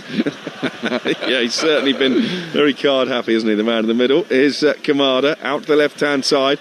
Mitchell tries to return it to the Japanese, and Kamada a bit too overzealous in the ref's eyes as he challenged with Jurasek on the right corner of the penalty area. It's going to be a free kick for Zrinjski. Mostar, they'd lost only one of their last 7 coming into this game. The team from Bosnia, the first ever Bosnian side to win a European group game, and this the first knockout tie in their history, as the ball is played long upfield by Karacic, one back by JD Combo. He loops it up in the air, and Sarr is beaten to it on halfway by Savic. Here is Mikic, who did have one sighter in the first half when he placed high over the crossbar. That pretty much Zrinjski's only attacking salvo. Adam Wharton there with the high foot has just caught Jimovic, and well, that's exactly the type of incident that Strand Larsen was booked for in the first half, and Adam Wharton is now shown a yellow card by the referee. I think this one might be harsh as well. I haven't seen the replay in front of me on our screens. I think Adam Wharton got the ball, and it may have been just his follow through. Adam Wharton's got up thinking it's the free kick for him. He's shocked to receive a yellow card, as we're just seeing it. I have to say, the standard of officiating tonight has not been particularly good. He maybe did catch Jimovic in the midriff, but as you say, there was certainly no intent from Adam Wharton, like Strand Larsen in the first half, eyes firmly on the ball. I wonder if Zrinjski Mostar might take heart from the fact Palace have only kept 3 clean sheets in their last 16 matches. They keep one here, they will be safely through to the round of 16. Details of the last 16 in all 3 European competitions during the 10 till 1 show with myself, Sam Matterface and Gabby Agbonlahor tomorrow on Talksport, as Evan Gessan comes skipping down the left-hand side for Palace, who lead 1-0, 2-1 up on aggregate. We've played 5 minutes in the second half, and Gesson again is trying to pick his way through. Went for the 1-2 with Wharton, but the pass back from Wharton had too much on it, and it's going to be a goal kick for Zrinjski. Yeah, it was good defending in the end. Rankovic down the right back for them. He went for the 1-2 He just blocked him off in the box, didn't allow him a free run, just roll out for a goal kick. And they're playing it short a lot. They're trying to play out from the back. It would seem a risky tactic with the likes of Ismail Assar and Guessond and Strand Larsen bearing down on them. The ball played forward down this left-hand side by Mamic, and Kuz dropping very deep has been sent tumbling under a challenge from Wharton, who looks distinctly unimpressed with the Zrinjski striker, but it is going to be a free kick. Does it warrant this, Crookie? Let's have a look in front of us. He's just trod on his boot. Yeah, he just caught him on the heel, didn't he, if anything, Adam Wharton. But again, a very dramatic reaction to it from the Zrinjski man. They were only beaten 1-0 at Aston Villa in the Conference League a couple of years ago. Zrinjski Mostar on their last foray to English soil. No team from Bosnia have ever beaten a Premier League side in a competitive fixture. They are 1-0 down here. Maxence Lacroix with a goal 8 minutes before half-time to give Palace a 2-1 aggregate lead. But they're still trying to slow the game down to a walking pace, Zrinjski Mostar, and still trying to run down the clock, even though they need to score to force extra time, which is a little bit unusual. Sooner or later they're going to have to release the shackles, aren't they, and try and show a bit more attacking intent. The ball is at the feet of Karacic, the goalkeeper. Again, they're going to try and play their way out here, and it's swept out to this left-hand side where Jamovic comes forward. And Jamovic with a raking pass, looking for Abramovich. Thought about hitting the shot first time, instead just brings it under control down by the corner flag. They might get an opportunity to get across in here. Zrinjski Mostar, and it's towards the far post, and it's Richards who has to sweep it away, right-footed, with the ball not quite dropping down there for Vrančević up from the back. Yeah, it's a lot better though. As we said, we'll probably see a moment where they will change and release the shackles. At the moment, Crystal Palace have dropped a little bit deeper. They've put 5-10 yards further forward, the Zrinjski players, and they created probably the best opportunity of the whole match there. Here on the left-hand side is Jamovic, forward to Mikucic. As Munoz comes sliding in and concedes the throw. We played 53 minutes. It's Palace 1, Zrinjski 0, 2-1 on aggregate. Throw in taken quickly, and Richards has only got the ball half away. This is certainly much better as far as the visitors are concerned. Brankovic with a cross, which is charged down and picked up by the captain Barisic, but a good 5 yards inside Crystal Palace territory. All of a sudden they're moving the ball around with a fair degree of confidence. Seen a different team at the moment, the last couple of minutes. Crystal Palace might just have to ride this out a little bit. I can't see this lasting too much longer. Well, they have a throw in, Crystal Palace, but it's inside their own half, and Mitchell bowls it back towards his own penalty area. And Convo, here is Munoz, the right wing back for Crystal Palace, into Lacroix inside the centre circle. Lacroix's goal still separating the two on the night. Palace still leading 2-1 over the two legs. Over on Talksport 2, they're back underway. Forest 0, Fenerbahce 1. In fact, Fenerbahce have got a second goal in that game. So 3-2 to Forest on aggregate now. Certainly a lot more tense than Vitor Pereira would have been hoping. Throw in here for Zrinjski, deep inside their own half. In fact, Mamic is just being sent backwards towards the corner flag by the referee. You can follow live commentary of that game from the City Ground on Talksport 2, as again Mamic just takes a few steps forward and then chested down by Kuz. And the ball launched towards the penalty area and controlled neatly on the edge of the box by Mikic, who gets a shot away that's blocked by Convo. And then Adam Wharton has been caught, and it's going to be a free kick for Crystal Palace on the edge of their own 18-yard box. But it's been a good 4 or 5 minutes for Zrinjski Mostar. Yeah, it certainly has, and you can see the difference as well. It's created the atmosphere around the football stadium, around Crystal Palace as well. They've dropped a little bit deep. And the ball is played out to the right wing back, Daniel Munoz. Still a bit of jeopardy in the air here at Selhurst Park, thanks largely to the more positive football that Zrinjski have played since half-time. But Palace still a goal to the good. As Will Hughes is stripped and ready to come on. Yeah, maybe this will be the end of Adam Wharton. Just got a yellow card, didn't he? Looks like he picked up a little injury as well. Well, he was brought down, wasn't he, on the edge of the penalty area, and he's still not moving particularly freely. He's just seen that his number is up, Wharton, and... Not happy, though. Well, this is quite a defensive change, isn't it, from Oliver Glasner? Effectively 2 holding midfielders now, with Hughes and Kamada in front of that back 3, or back 5. He's not happy, Adam Wharton.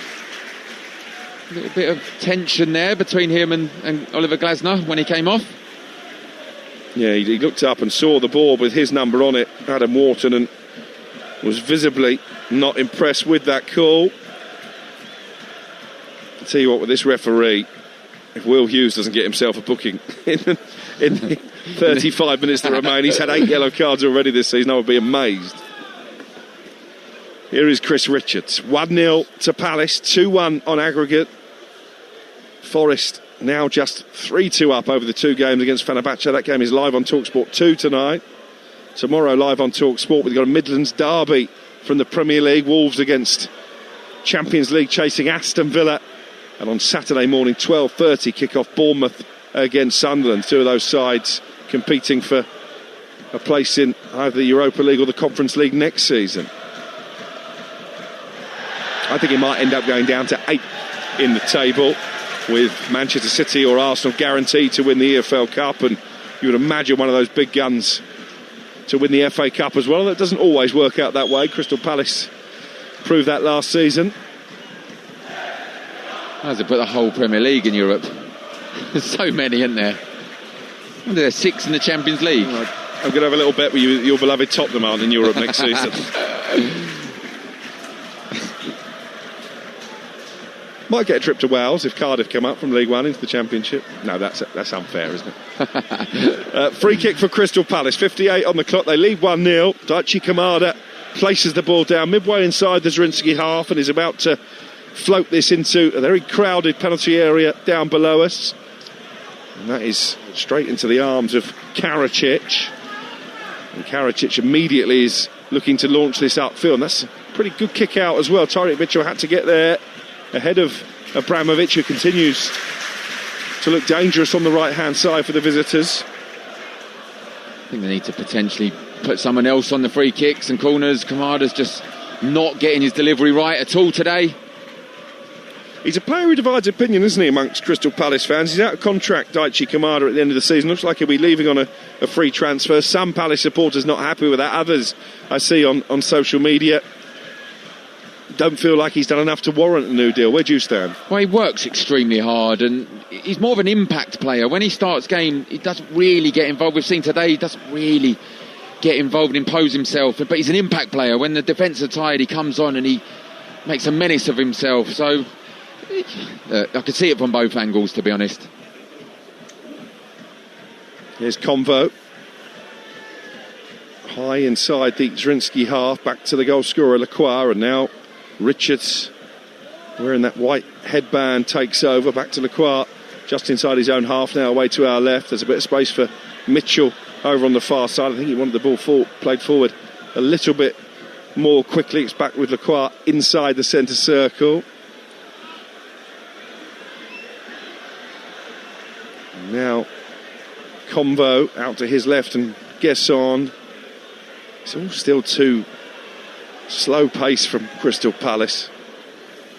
It's too predictable at the moment to create opportunities, don't they? Disrupt, make runners. As I said in the first half, maybe Richards, Lacroix, Convo become a midfielder. That's a good ball by Will Hughes, though. Arrows the pass out to the left-hand side and Mitchell with a high ball into the area, but into a spot inside the 18-yard box where there was no Palace player within 5 or 6 yards, and the ball goes tamely behind for a goal kick. We've played an hour now on Talksport. Still Palace 1, Zrinjski 0. Maxence Lacroix with a goal towards the end of the first half. Palace leading 2-1 on aggregate. Oliver Glasner just looking a little bit agitated.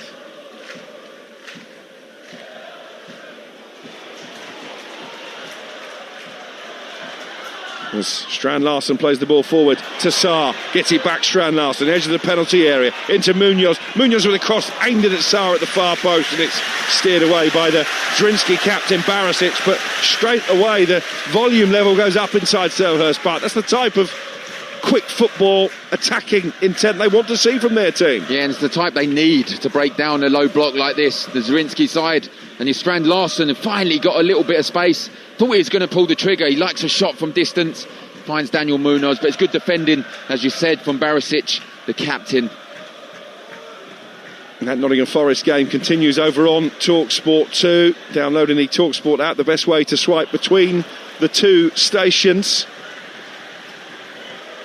As here at Selhurst Park, Palace continue to lead by a goal to nil. But as long as it stays that way, Zrinjski, Mostar and those noisy travelling supporters will believe they can, as they did a week ago, find a route back into the game. As Chris Richards almost gives it away inside the centre circle, but one back by Convo. You are listening to Crystal Palace against Zrinjski in the Conference League, live on TalkSport with Enterprise Rent-A-Car. Here for it, book now at enterprise.co.uk. Here's Kamada, but right back towards the halfway line. Now Lacroix. Oliver Glasner looking to try and orchestrate proceedings down in front of us. Knows what it takes to win a European trophy. Went all the way in the Europa League with Frankfurt. Beat Rangers in that final in Seville a few seasons ago. As Gesson brings the ball down his chest, down by the left corner flag. Back to Kamada. Now Mitchell on that far side. Mitchell with a cross over the head of Strand Larsen. Sarr meets it, but sends his header looping into the arms of Karacic, the goalkeeper. Yeah, it's better again. This time at Mitchell down the left-hand side. He's done that quite often today, putting a delivery into the box. This time was better than his last one. Sarr just couldn't quite get enough of his header. Crystal Palace in action this weekend. They go to Manchester United on Sunday lunchtime. Updates from Old Trafford and the rest of the weekend action on Game Day Live with Sam Matterface. We'll be live at the London derby between Arsenal and Chelsea, as Will Hughes is surely brought down by Mikic. A free kick for Crystal Palace. Will Hughes, I think, is protesting that probably should be a yellow card for the Zrinjski number 9, certainly based on the bookings that have gone before that. And I agree with him, Crookie. I think this is more of a yellow than the majority of the yellow cards we've seen. On this occasion, the referee opts to keep his cards in his pocket. And we know Adam Wharton to whip in the free kick. Daichi Kamada, whose set-piece delivery, by and large, has been pretty disappointing over the course of the first 63 minutes, is going to take the responsibility. Again, the big defenders are up, lined up around about the penalty spot. Kamada, better ball in this time. Richards meets it, puts his header over the bar and into the Homesdale road end. It stays 1-0. Yeah, much better ball this time. As we said, it's been poor delivery all night. This one he got right on the head of Chris Richards. I did see, just as that delivery was played, I think it was the captain Barisic pushed Chris Richards into an offside position. As we've seen the Dan Burn one as well. Is this now a new thing that we're going to see? And the rule is, by the way, we had to clear this up over the weekend because it was suggested in some quarters that should have been a penalty for Newcastle. Because the ball isn't officially in play, it's a dead ball situation. The law was applied correctly. There was no penalty. That law will potentially be the next one to be changed in the coming seasons. They seem to make up a dozen new rules at the start of every season, don't they? Which is, I think, part of the reason that refereeing standards have dipped, because they're all a bit confused by the laws and how they should be applied. Ball forward to the penalty area, headed away by Lacroix. Still not put this game to bed, Crystal Palace. 65 gone, 1-0 up, 2-1 on aggregate, but a goal for Zrinjski would take us back all square again. Here is Munoz, flying forward down the right-hand side. Oh, a really poor cross, but was that a handball? Potentially. As the ball came into the penalty area, it was Jamovic who gets it clear rapidly. I think it did strike his arm. The question would be, was his arm in an unnatural position? It was a really disappointing delivery from Munoz. Yeah, it was. I think you're right. I think it did strike his arm. The crowd just in front of us had a great view of it, and you heard the cries go up. but I do think it wasn't in an unnatural position. He looked a little bit nervous as he got the ball away as quickly as possible. This is going to be another Crystal Palace free kick. Mikic involved again, grabbing Sarr and dragging him to the floor, and the referee is just pointing to various parts of the playing field and saying, look, that's about the fourth time you're giving away a free kick, and now Mikic does have his name taken. It's another yellow card, the third Zrinjski booking of the night. Yeah, right decision. Again, this time Sarr making the run forward. He just dragged him back, Mikic. And again, Kamada stands over the free kick. Palace leading 1-0. A second, and they would surely put this tie beyond any doubt. Kamada looking to pick out Richards again, and it bounces off his chest and wide. Well, I'm not sure he knew too much about it, Chris Richards, but the goalkeeper was rooted to the spot and relieved that the ball didn't squeeze the right side of the post as far as Palace are concerned. He has to score for me. I mean, it does come at him quite fast. I think it's deflected off the defender right in front of him. To be fair, there's him, there's Strand Larsen, there's Gesson as well. Either or could have just tapped that into an empty net. In the end, it just went through past everyone for a goal kick. Crystal Palace 1, Zrinjski 0, 2-1 on aggregate. They've made a change there. Have Zrinjski, Mostar will get confirmation in a moment. There's a change at the top end of the pitch. Kuza's gone off. And coming on his place is Sakota. So a like-for-like swap, but fresh legs at the top end of the pitch for the visitors.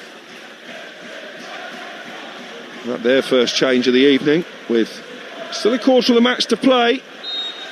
And Palace still not home and dry yet in this Conference League playoff. They lead 1-0.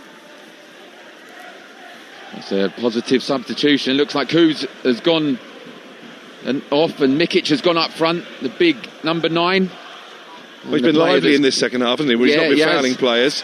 And there's an opportunity. He's off. Maybe for a cross here. Sakota with a cutback. It's been turned in by Abramovich, but the offside flag was up. And the Bosnian joy is short-lived. Well, they're going to look at it, of course. That's why they allowed it to play on. Well, you called it straight away, Darren Ambrose, and I don't think he quite bent his run in time. Yeah, he's off. And I think, you know what, I think all the defenders knew he was off, so everyone stopped. But it's a dangerous game to play when they always look and how close they could be. And it was Sakota, the man who's just come on, so he is playing now on the left-hand side. You say Mikic has gone through the middle. Maybe a bit more of a physical presence than we saw from Marko Kuz, the Croatian. And again, a warning sign for Crystal Palace that this game is not won yet. Will Hughes brings the ball down his chest, flicks it forward to Strand Larsen, bounces off his head, and then he's bundled over Jurasek in trying to win the ball back. So it's a free kick for Zrinjski, 10 yards outside their own penalty area. It's not been a great night, is it, for Jurgen Strand Larsen? Got those couple of goals here against Burnley, a game that actually Palace went on to lose, having been 2-0 up, but apart from that, I think the jury probably is still out in terms of the £48 million price tag. Will Hughes is unable to retrieve possession for Palace after a stray pass from Convo. Convo having to clear the ball away from inside the D on the edge of the penalty area to our left. It bounces out for a Zrinjski throw-in inside their own half. They trail 1-0, the Bosnians. 2-1 to Palace on aggregate. It's not as easy this second half either, is it? Just got a feeling that they might need a second goal, Crystal Palace here.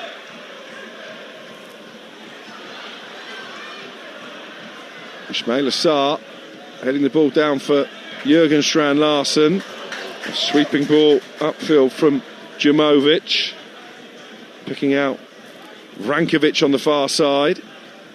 They've certainly played a lot more football, Zrinjski, in this second half than he did in the first. And they're coming up to 20 minutes to go, and I think that might be the moment that they do start piling things forward and having a real go. As I said, I don't think the scoring's ended. I think Crystal Palace need another goal here. I really do. They have had the ball in the net, but Abramovic's close-range finish ruled out for A pretty obvious offside in the build-up. Here's Jurasek, chips the ball forward down the right-hand side. Defending to do for JD Combo, conceding a corner. I think that's their first corner of the night, Zrinjski. Yep, and there's some, what do you call them, flares over there far side? Yeah, red flares have just gone up amongst the bouncing fans. I think there are one or two Zrinjski supporters who have infiltrated the home end as well. As the corner didn't go down about too to well be played in. when they all cheered when the goal went in. Someone's got to buy those £40 tickets. Ball played to the edge of the penalty area, and volley clear from the corner by Daichi Kamada. But listen to the groans of frustration from the Palace fans at just how deep they are at the moment. Everybody bar Jürgen Strand-Larsen, who's only a couple of yards inside the Zrinjski half, is back inside the Palace half to our left. I mean, even if they do come through and they hold on to this 1-0 lead, I think once again it's a performance that probably throws up more questions than answers if you're Oliver Glasner, especially with that tricky looking trip to inform Manchester United on Sunday. You would expect a Palace defeat there, and they're still not mathematically clear from the threat of relegation to the Championship. Here's Abramovich for Zrinjski. They're not mathematically home and host here either, leading 1-0, but Zrinjski have been much better in this second half on Talksport.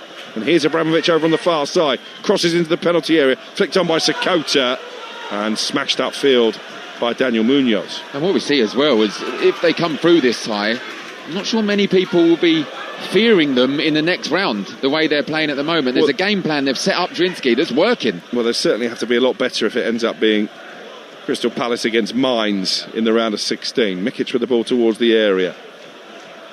Sakota finding Ivanovic on the edge of the box. Played out to the right-hand side, and Branchkovic. Can they work their way to a shooting position here? No, the cross is blocked out of play by Combo. It's going to be a throw-in down by the corner flag. Ian Abrahams, my colleague to our left, has just said extra time beckons.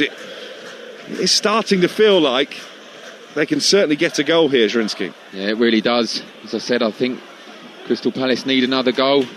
They're going to be making a change.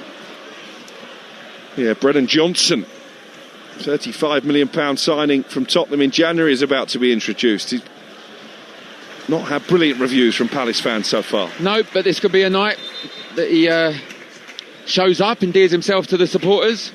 And it's Jürgen Strand-Larsen who is going on. Does that mean that Evan Gessam will go to the central striking position? I mean, he's asking a question, Gesson. He's saying exactly that. Looks like Ismail Assar might be the one to step forward onto the number 9, and Brennan Johnson going on the right side. I mean, that isn't a vote of confidence to your record signing if you're 17 minutes from time in a big knockout European game, needing a second goal, and you take him off and bring on a winger. Yep, I agree. Maybe he's seen something in what Brennan Johnson can bring to this team. Well, here he is straight away. Johnson forward to Ismail Assar. Assar in behind the Zrinjski defence. Can he get a shot away? Oh, he's just delayed it, and Barisic is back there and nips it off Sarr's toe. But that was a positive impact from Johnson off the bench. Yeah, brilliant impact. And you know what, Ismail Assar, if he had his head up, Brennan Johnson was at the back post.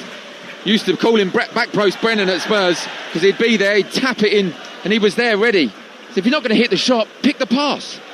16 minutes to go. Palace 1, Zrinjski 0, 2-1 on aggregate. A reminder, over on Talksport 2, Nottingham Forest are 2-0 down, leading by 3-2. In fact, Forest have scored, so that should book their place in the last 16 of the Europa League. 2-1 Fenerbahce lead on the night, but it's now Forest 4-2 up on aggregate. Callum Hudson-Odoi. You can download the TalkSport app and swipe between this game and that one at the City Ground. Jürgen Strand-Larsen getting a warm ovation from the Palace fans on this near side as he makes his way back to the bench, having been substituted and replaced by Brennan Johnson. And he pretty much walked the whole area around the pitch, didn't he? Here's Will Hughes for Palace. Still chasing the second goal to kill off this tie. Munoz back to Chris Richards on halfway. Lacroix to Convo. All the way back to Dean Henderson inside the penalty area to our left-hand side. Henderson goes route one, but it's over the head of Ismail Assar, now playing as the false number 9 and collected by Karacic on the edge of the area. I mean, we're getting into the time of the game when Palace have conceded a few goals of late. 3 of the last 4 defeats have been as a result of goals in the last 10 minutes of matches. They're going to have to stay switched on here. And Zrinjski go hunting an equaliser that would take us to extra time. Yep, I think there'll be an air of nervousness around the stadium. The nervousness can't creep onto the pitch. They need to be professional.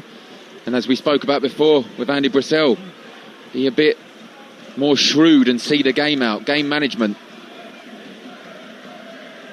They are unbeaten at home, Zrinjski, in the Conference League, but they have struggled on their travels, including that 6-0 defeat against Larnaca that Darren Ambrose was talking about in the first half. Larnaca, who came here and beat Crystal Palace in one of the surprise results in the league phase. But the home side still ahead here, courtesy of that first half header from Maxence Lacroix. But you can sense the anxiety just beginning to seep down from the stands onto the pitch in front of us. Lacroix there under pressure from Abramovich, just side foots the pass back to his keeper Henderson, who clears it up into the South London sky. And then swept over the halfway line by Mamic. And here is Mikic, but he was in an offside position, so it's a free kick for Crystal Palace. We're into the last 13 minutes of normal time.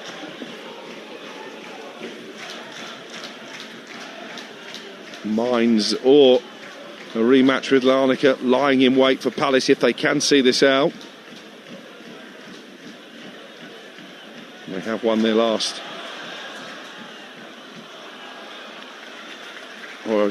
Sorry, they've won only one of their last 5 Conference League games, Crystal Palace. Yeah, it's not really been a campaign to remember in terms of Europe at the moment. It can obviously all change depending on how they progress. Here is Karacic. Plays the ball into the centre circle, headed away by Lacroix. Oh, and it bounces beyond Brennan Johnson. I think it was coming back from an offside position. That's why he left it, and collected by Karacic, the Zrinjski keeper again. And then that was a poor touch on the edge of the penalty area. Gessan comes bursting forward. He can seal it here, Gessan. He tried to lift it over the advancing Karacic, and it goes behind for a corner.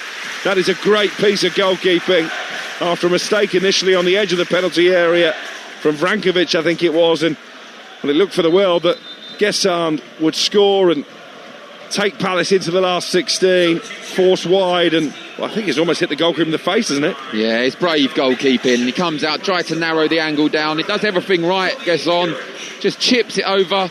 I thought it hit his arm, but it didn't on replay. He's hit him right, square in the face. It's brave goalkeeping. He's kept his team in it. Have a change here. Mikic has been replaced by Zrinjski. Tommy Juric, the Australian, is coming on. They've got a corner kick, Crystal Palace, having scored from a set piece already in the first half. It's going to be taken by Daichi Kamada over on the left-hand side. The referee is just delaying the ball coming in because he spotted some pushing and shoving in front of Karic, the keeper. Kamada to whip this in towards the near post again. He doesn't beat the first man. His delivery has been so poor with those set pieces, and well, this could be costly because Zrinjski looking to come forward in the counter. They've given the ball away, collected by Gessan inside his own half. It stays 1-0 Palace. It's actually good defending from all of them. Gessan, Munoz, Lacroix, Richards, Hughes, they all got back. Maybe they were expecting the delivery to hit the front post. Here's Mitchell down the left-hand side, crosses into the penalty area. Sarr with a header over the bar.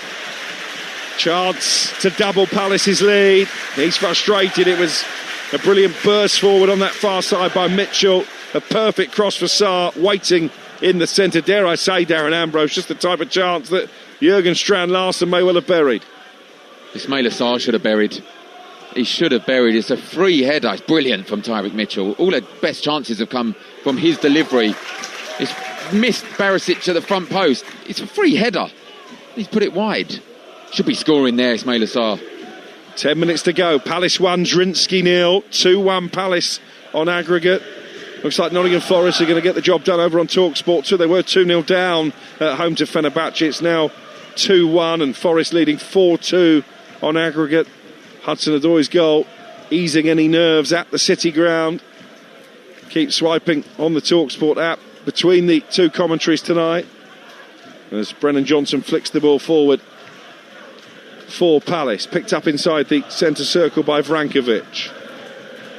Abramovich with no option under pressure but to poke it back to his own half, and Barisic. It was he actually, the captain, who gave the ball away to Gesson for that most recent of Palace attack. And here's Ismail Assar sprinting towards the area.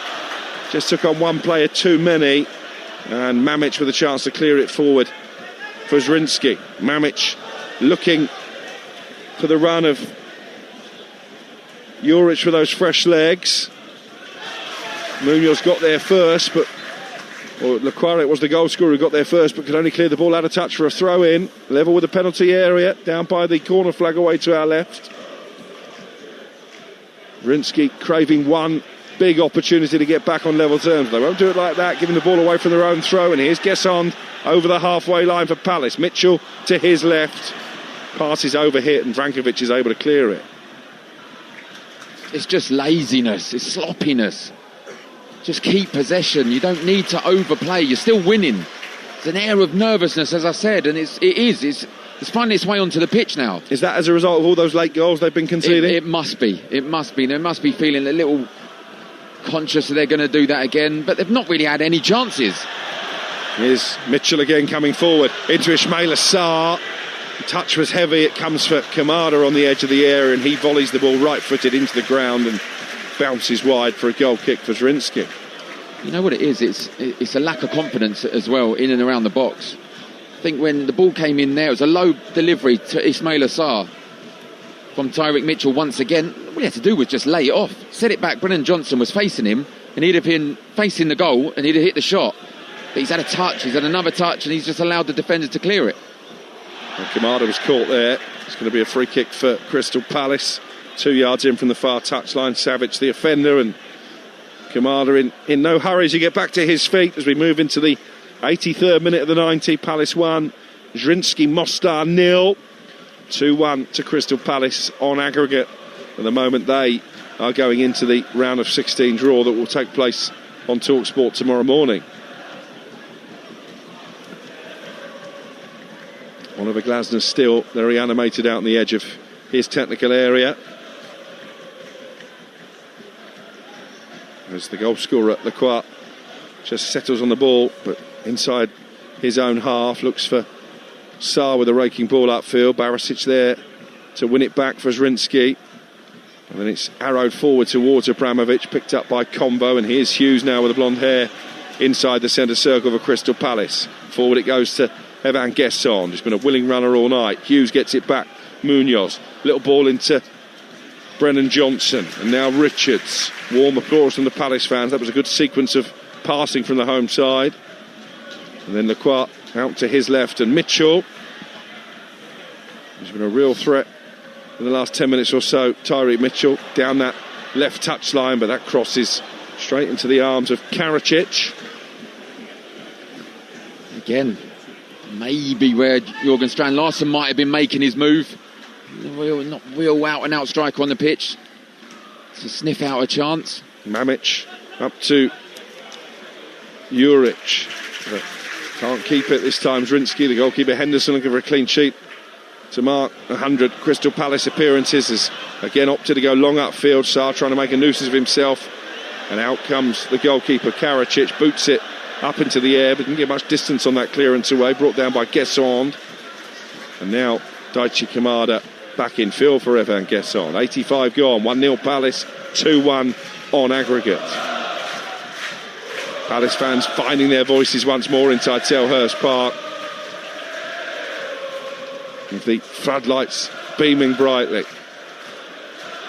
Looks like Palace's European adventure will continue at least one more round, but again on the back of a non-too convincing performance at home.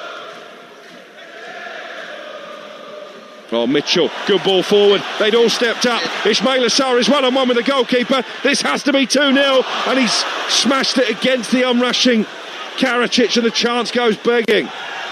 That was awful defending from Zrinjski. They all stepped up as one. Sarr timed his run to get in behind, but he has to bury it, Darren. Well, it looks like there's a Zrinjski Mostar fan who's got onto the pitch and he is taunting the Crystal Palace fans in the Holmesdale Road, and he's being forcibly wrestled to the ground now by Crystal Palace stewards. Well, this is ridiculous. What would possess you to do that? Absolutely. What an idiot. What an absolute idiot. Well, he's still trying to cause a nuisance of himself, even as he's being forcibly escorted out of the stadium now. There is a delay in play. Look at this idiot, by the way. Why would you do that? You're at a football match and you ruin it. And he must have been sat in this home section in front of us to get that close to the Palace fans behind the goal. He's now being escorted out via the side entrance. Yep, and I hope he gets the relevant punishment. I hope he's banned for life. Well, more changes for Zrinjski for the final 4 minutes plus added time. Marijan Kavar is one of those who is coming on. And after all that, we didn't even mention Ismail Assar has to score. He's one-on-one. He's a blast at the goalkeeper, Karacic. A good save, but he has to score there. There was no finesse, was there, at all, about the finish? That is for certain. And if they score now, that miss is huge. I was just about to say that. How big could it prove to be? Because Zrinjski have won a corner in the 88th minute. And Palace only leading by a goal to nil. Should have been 2 with that chance for Ismail Assar. I think the goalkeeper maybe wanted to go forward for this corner. Maybe a bit too early for Igor Stimac, the Zrinjski manager, to allow that to happen. But in comes the corner. Decent header away by Johnson, but picked back up down by the right corner flag and put back into the penalty area. Then the ball scooped towards Juric, who jumps inside the box. And then there was a half-hearted appeal for a penalty, but actually I think the decision has gone the other way. It's a free kick for Crystal Palace. Cookie, I thought he'd given the penalty. Will Hughes cleared it. He went to clear it, and who was behind it? It was Jurasek, I think, was behind him. And as he cleared it, he's hit the player, and I looked at the ref straight away.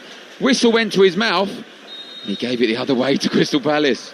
Yeah, that was a real moment of tension. He didn't touch him, Will Hughes, in fairness. Right. So I think the referee has got it absolutely right. You are listening to Crystal Palace against Zrinjski in the Conference League, live on Talksport with Enterprise Rent-A-Car.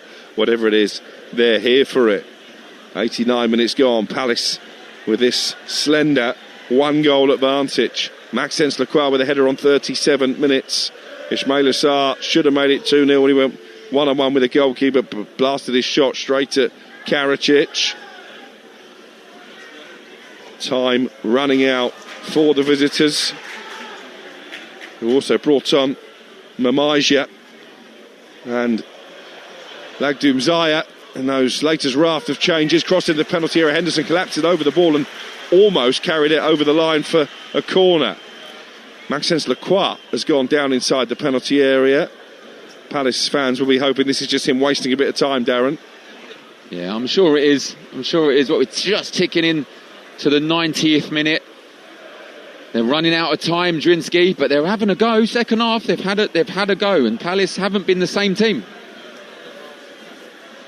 No, I'm going to be fascinated to see what Oliver Glasner has to say when he faces the media after this game, because yes, it looks like Crystal Palace are going to make it into the last 16 in a European competition for the first time in their history, but it really hasn't been the type of dominant performance that these Crystal Palace fans would have expected over the 2 legs. Only 2-1 up over those 2 games. And Oliver Glasner still has the look of an anxious man, the Crystal Palace manager. Munoz with a throw in down to Johnson. Flicks it forward down this right-hand side for Sarr. Ismail Sarr has fouled his man. It will be a free kick for Zrinjski. But deep inside their own half, we're about to see 4 added minutes at the end of the 90. 4 minutes for Palace to hold on. 4 minutes for Zrinjski Mostar to get the goal to take us to extra time on Talksport. Seems a long time ago now, doesn't it, that Maxence Lacroix with a header from Adam Wharton's pinpoint free kick broke the deadlock. Ball up towards Juric over his head and collected by Mitchell in the left back position. Anywhere will do right now for Crystal Palace if Mitchell finds touch on that far side. So a throw in for the visitors. And now Jamovic knocks it back to his captain Barisic. It will be punted forward towards Juric, cleared away by Munoz. Chance for Sakota to put the cross into the penalty area, blocked out for a throw in by Daniel Munoz. We played one of the 4 added minutes. In fact, he went all the way behind for a corner kick. And again, the goalkeeper is looking for permission to come forward and get into the box. You'd go up. Now's the time. Well, only 3 minutes to play. Time's certainly running out as far as Zrinjski are concerned. But there's the header from Juric, 6 yards out, and he's put it wide. What an opportunity to take this game to extra time. Huge chance. Huge free header. He's jumped above Chris Richards. Juric just come on. He's just got his angles all wrong and he knows it. Well, they might not get a better opportunity to equalise Zrinjski Mostar. 92 on the clock, 1-0 to Crystal Palace here on Talksport, 2-1 on aggregate. Palace hanging on in this second half at times. Really shouldn't be this way for the FA Cup holders. But then they did manage to lose to non-league Macclesfield in that competition. Here's Brennan Johnson at the other end. Forward he goes. Guessand with the opportunity. Into the bottom corner. And Evan Guessand has fired Crystal Palace into the last 16. It was a rapid counter-attack as Zrinjski were piling forward in search of an equaliser. An assist at last for Brennan Johnson. And the finish low and hard into that far corner from Guessand in the 93rd minute. Finally, Palace fans can breathe a sigh of relief. It is Palace 2, Zrinjski 0, 3-1 on aggregate. At last. And well done, Brennan Johnson, by the way. Guessand wins it, passes it to him. He has the composure to look up, find Guessand, who made a run. Lovely through ball. What a finish into the far corner. Karacic got his hand to it, could only parry it into the goal. And Guessand, with his second goal in 2 games, is becoming a favourite here. But well done, Brennan Johnson. Yeah, that will do his confidence the world of good.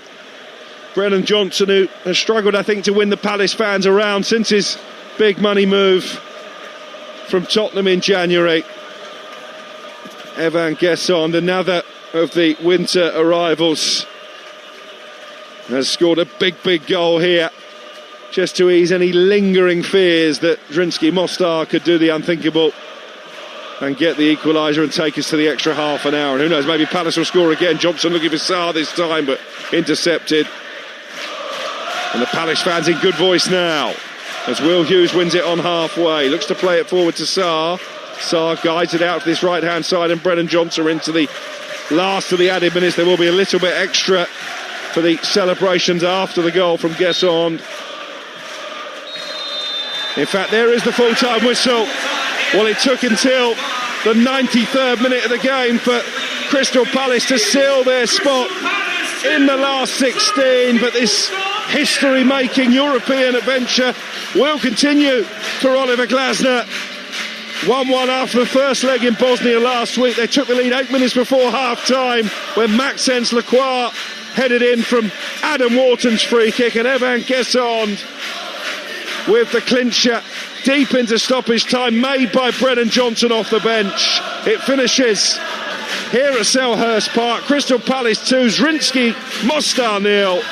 The FA Cup holders go through 3-1 on aggregate. Alex, thank you very much. Yes, it ended in celebration then for Crystal Palace, who now find themselves in the knockout phase of the Europa League proper. Let's chat it over then with Darren Ambrose and get his thoughts on this performance as a whole. There's something about Evan Gesson. He likes late winners, it feels like. Yeah, he does. It was never in doubt, Nat, to be honest. Comfortable victory for Crystal Palace. I got a bit nerve-wracking in the end when Juric missed that header right at the end. They had the goal disallowed. It was offside.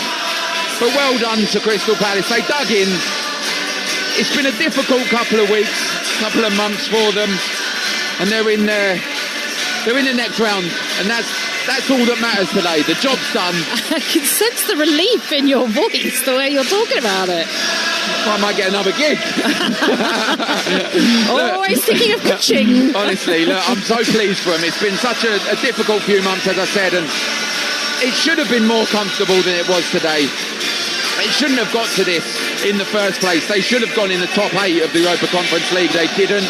They've had these playoffs against Zrinjski, who, by the way, second half had a real good go. It has to be said.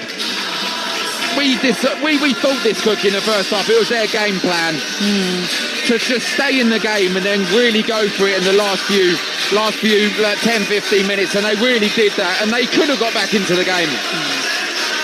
It just still isn't for me a performance that really convinces me that Palace can go all the way in this competition, and I think it's a competition they should be winning. I think any Premier League side, as Chelsea have done, and West Ham before them, have to have aspirations on lifting the trophy, but it just doesn't feel right at Crystal Palace at this moment in time. Do you know what I see? A little bit of similarities to Tottenham's run in Europa League last year.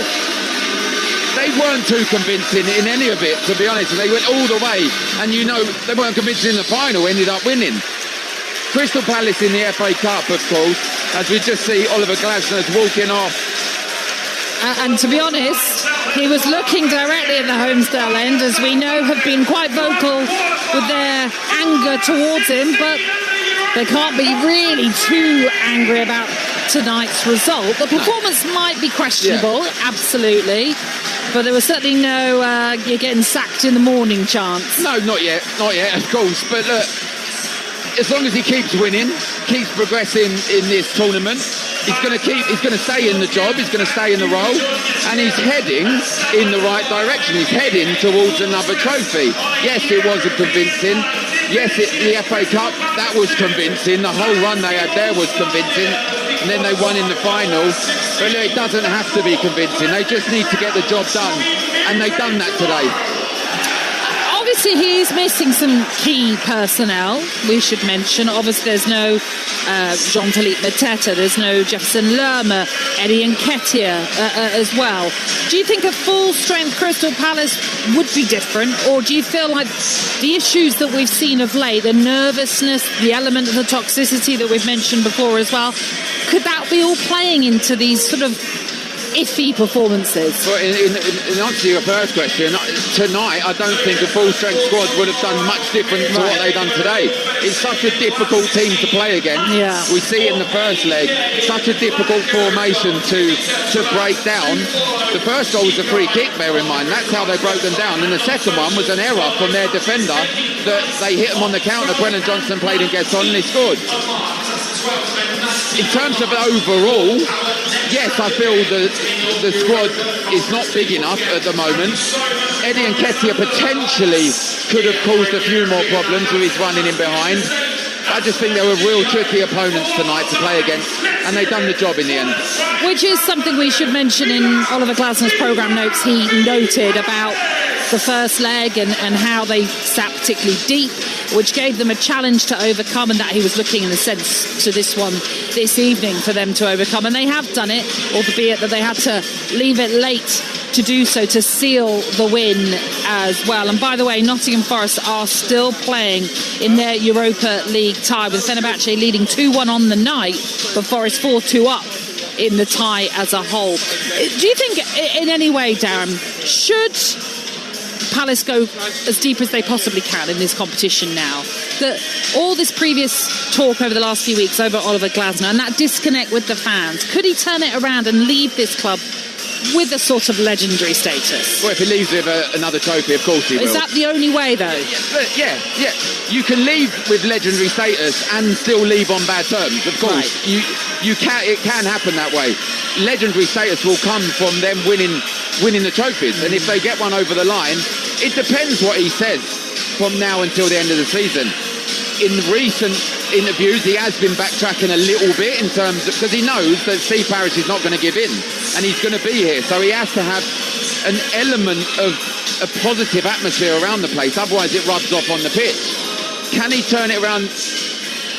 Will they forgive him for what he said? Probably not, but he will go a long way to it by winning a trophy. And I just want to mention, while we're talking about this, the Zrinjski players are over with their supporters. Yes. They're getting a hero's welcome, by the way. They're sitting there, they're having pictures. They've just lost the game. That shows how big of a game and a big of an achievement that is for this football club, which also shows, Crookie, why it should have been more comfortable for a Premier League side to get a job over them. But it also shows what a scalp Crystal Palace have become. They're the FA Cup holders. They beat Manchester City in that FA Cup final. Fans across the world would have seen that. They then beat Liverpool in the Community Shield at Wembley, another game that would have been beamed around the world. And this is what Palace have got to contend with, because in the Premier League, much of the success that Oliver Glasner has been built around the fact that they're the minnows, really. They're trying to give the big boys a bloody nose. In Europe, it's a complete role reversal. And you're absolutely right to highlight the players and that reception that they are receiving from the pocket, the few hundred that have made that trip over. And we have to say there's a few that are sat in front of us here as well. But they're all watching on and seeing what's happening with their team. They took the FA Cup winners of last year. OK, they went out early. They took them all the way to the 90th minute, by the way. They were still in this tie. Yeah, and they made it awkward for them. You're right to say that in the second half they perhaps had to go for it a little bit more. And in moments yet again, they caused problems up the other end. The only disappointment, I guess, will be is that they didn't have a shot on target in the end. But they still had sort of hearts in their sort of mouths moment here.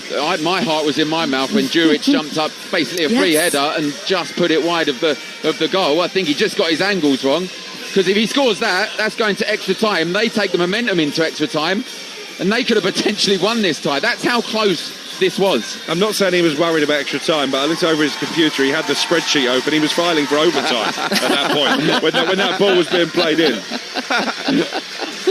Oh dear. Look, at the end of the day, it's job done for Crystal Palace. But the message, I suppose, for Oliver Glasner when they find out who they will face, and it will be between Mainz of Germany and Larnaca, and you wonder if they're thinking, we don't want Larnaca again after what they did to them. I think they take Larnaca over Mainz. No, you're absolutely right in that sense. No, you're absolutely right. But they will have to up their performance, whatever happens, whoever they're facing.